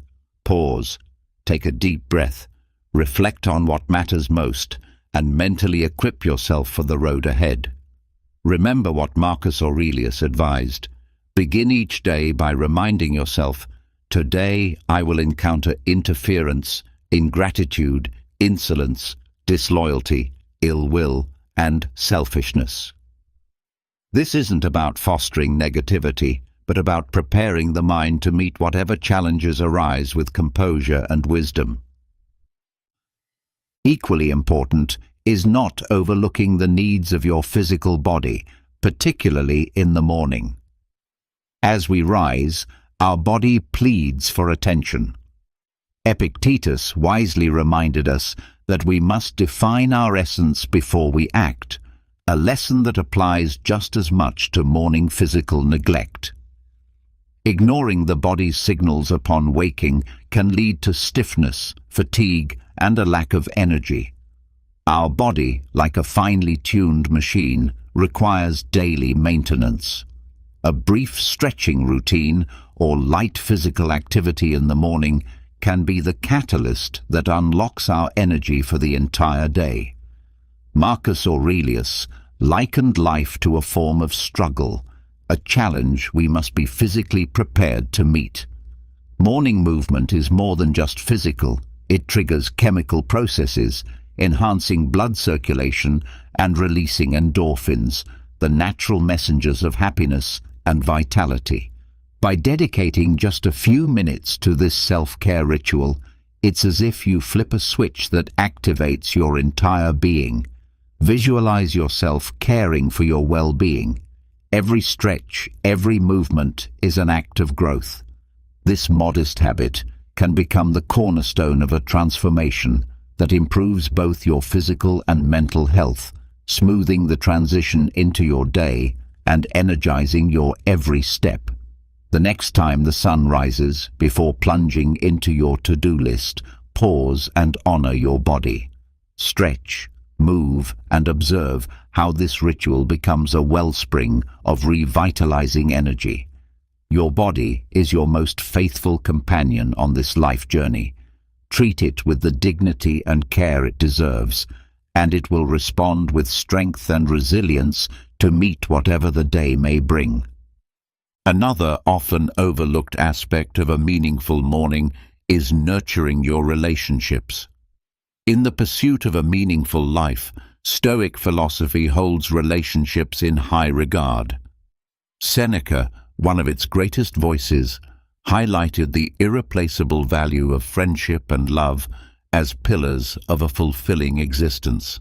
Amid the noise and busyness of daily life, it's all too easy to sideline the connections that matter most in favor of tasks and obligations. Yet, taking a few moments each morning to nurture these emotional ties can greatly enrich not just your own well-being, but also the lives of those you care about. A heartfelt good morning, a genuine hug, or a short, thoughtful conversation can reinforce the bonds that remind us we are not alone in this world. Marcus Aurelius urged us to accept and cherish the people that fate has placed in our lives. With an attitude of love and acceptance, our daily interactions can transform into profound sources of strength and encouragement. Beginning the day with a dose of positive human connection instills a sense of belonging and joy, which enhances our resilience in the face of life's inevitable challenges. These moments help us stay grounded in what truly matters. By fostering gratitude and affection in our relationships, we build a solid support network, one that uplifts us during hardships and celebrates with us in times of joy. This practice doesn't just enrich our personal lives, it sets off a ripple of positivity that can touch everyone around us. So, as the day begins, before the busyness sweeps you away, make time to connect with someone special. Whether it's through a warm message, a quick phone call, or sharing a morning meal, these small gestures can transform your morning and infuse your life with deeper meaning. Relationships are life's true treasure. Never underestimate the power of a simple act of kindness. It could be the ray of light that brightens not only your day, but also that of many others. Breathing, something so basic yet so often taken for granted, is another powerful tool for transformation that is often overlooked. Conscious breathing, when practiced intentionally, can reset your entire day. Picture yourself beginning each morning with a clear mind and a calm body, fully ready to meet whatever comes. This is the gift that mindful breathing can offer. Stoic thinkers like Epictetus stress the importance of being anchored in the present moment, and breathing is the most immediate path to that awareness. It serves as our natural anchor, gently pulling us away from regrets of the past or worries about the future. Imagine your breath as a quiet rhythm between your inner self and the outer world. Every inhale brings in new energy, every exhale lets go of what no longer serves. It's a simple act, yet deeply transformative. When you rise in the morning, resist the urge to plunge straight into the chaos. Instead, take a few moments for yourself. Feel the air as it enters your nostrils, expands your lungs, and fills your belly. Hold it for a moment, savor it, then let it go slowly, releasing tension as you do. This simple process has remarkable effects. It soothes the nervous system, lowers stress levels, and sharpens your focus. But conscious breathing isn't just a physical activity, it's a discipline. By focusing on the breath, you're learning how to direct your attention, a precious ability in today's distraction-heavy world. Recall the words of Epictetus. It is impossible for a man to learn what he thinks he already knows. Reapproach breathing with fresh curiosity. You may be amazed at the clarity and peace it brings. No special tools or long hours are needed. Just a few quiet moments can lay the groundwork for a day rooted in calm and purpose. So, when the alarm sounds next, resist the pull of routine. Instead, pause, breathe. Let each inhale be a reminder that you're alive, present, and prepared to greet the day. This gentle shift may well be the beginning of a richer, more balanced existence. And finally, never lose sight of nature. Its quiet majesty offers wisdom and healing that we too often neglect in our modern routines. Surrounded by screens, artificial light, and endless noise, we drift further from the natural world and, in doing so, from our own essence. Yet, reawakening our connection with nature can be a deeply transformative experience. Imagine beginning your day not to the jarring ring of an alarm, but to the soft rustle of leaves, the flow of a stream, or the melodic chorus of birds.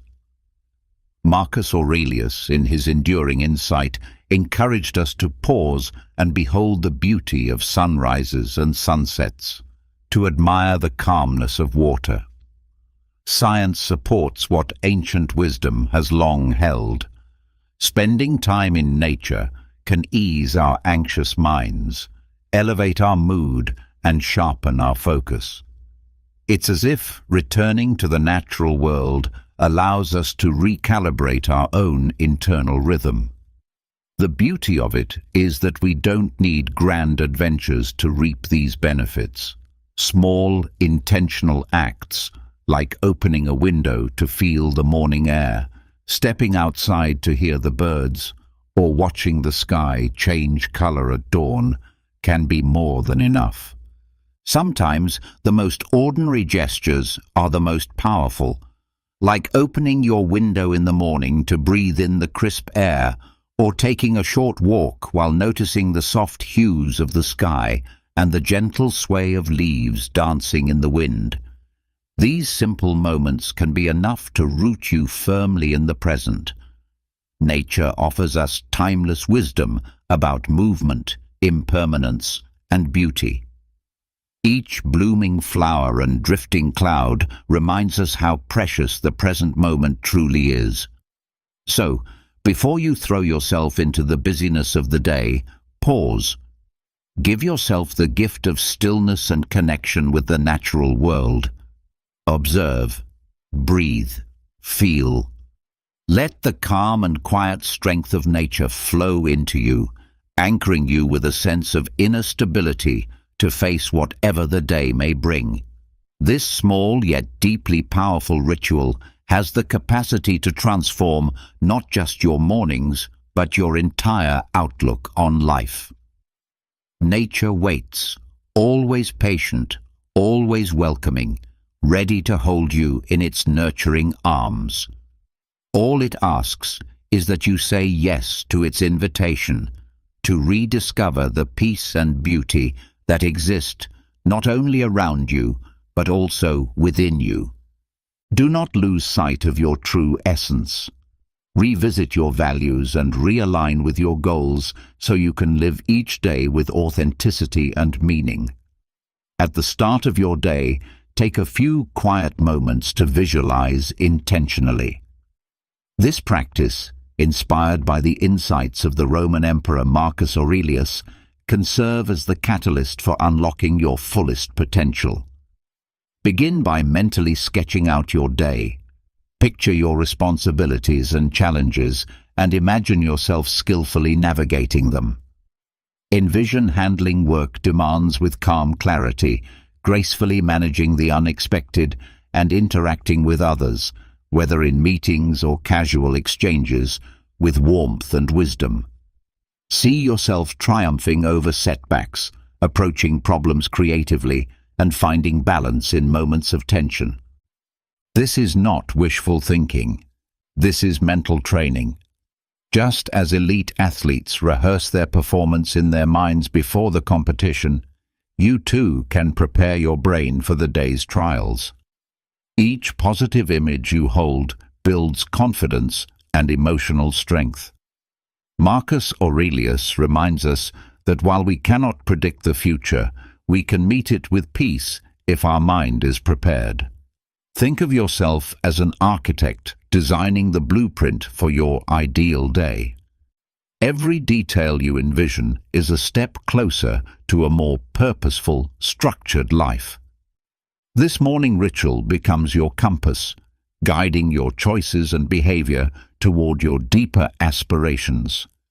It's like activating a mental GPS, setting your destination and allowing your subconscious to map out the best path forward.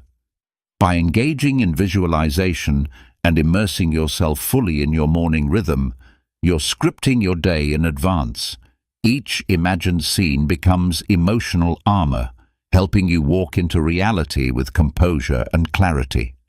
The mind is like a garden. It flourishes with what you nurture. When you plant seeds of positivity and empowering images first thing in the morning, you lay the groundwork for a day rich in meaning and success.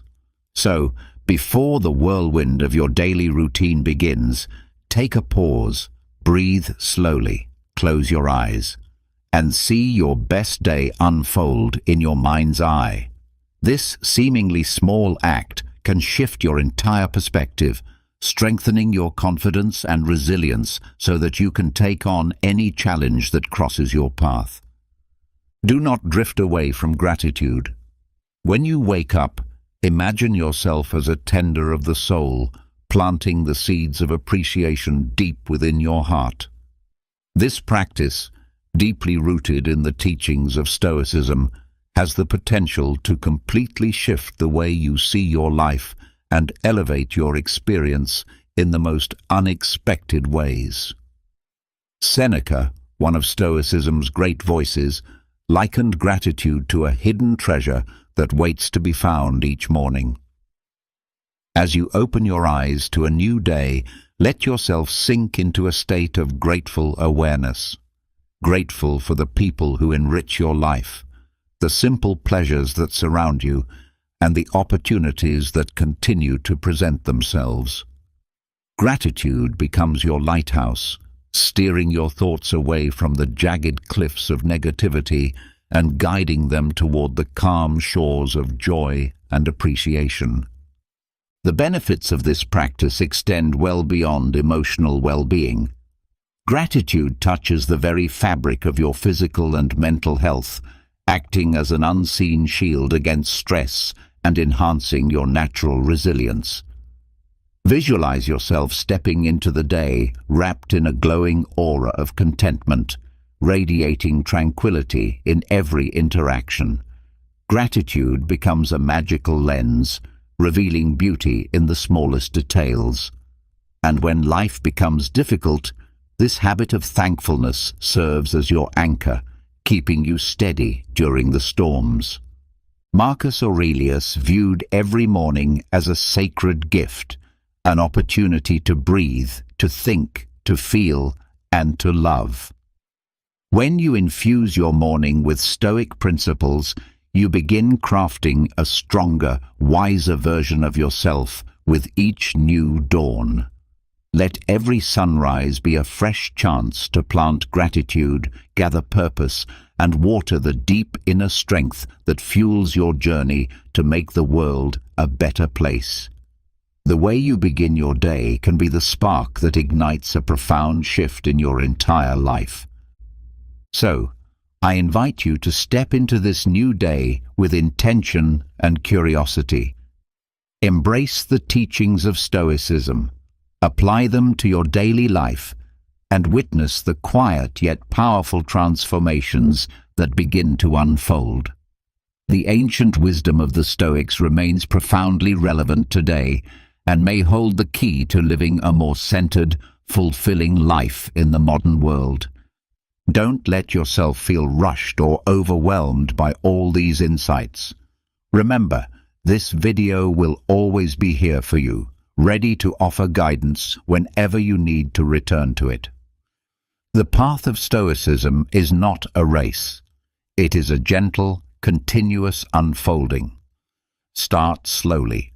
Choose one lesson to begin with. Consistency and reflection matter more than speed. In the comments, share which lesson you feel drawn to begin practicing.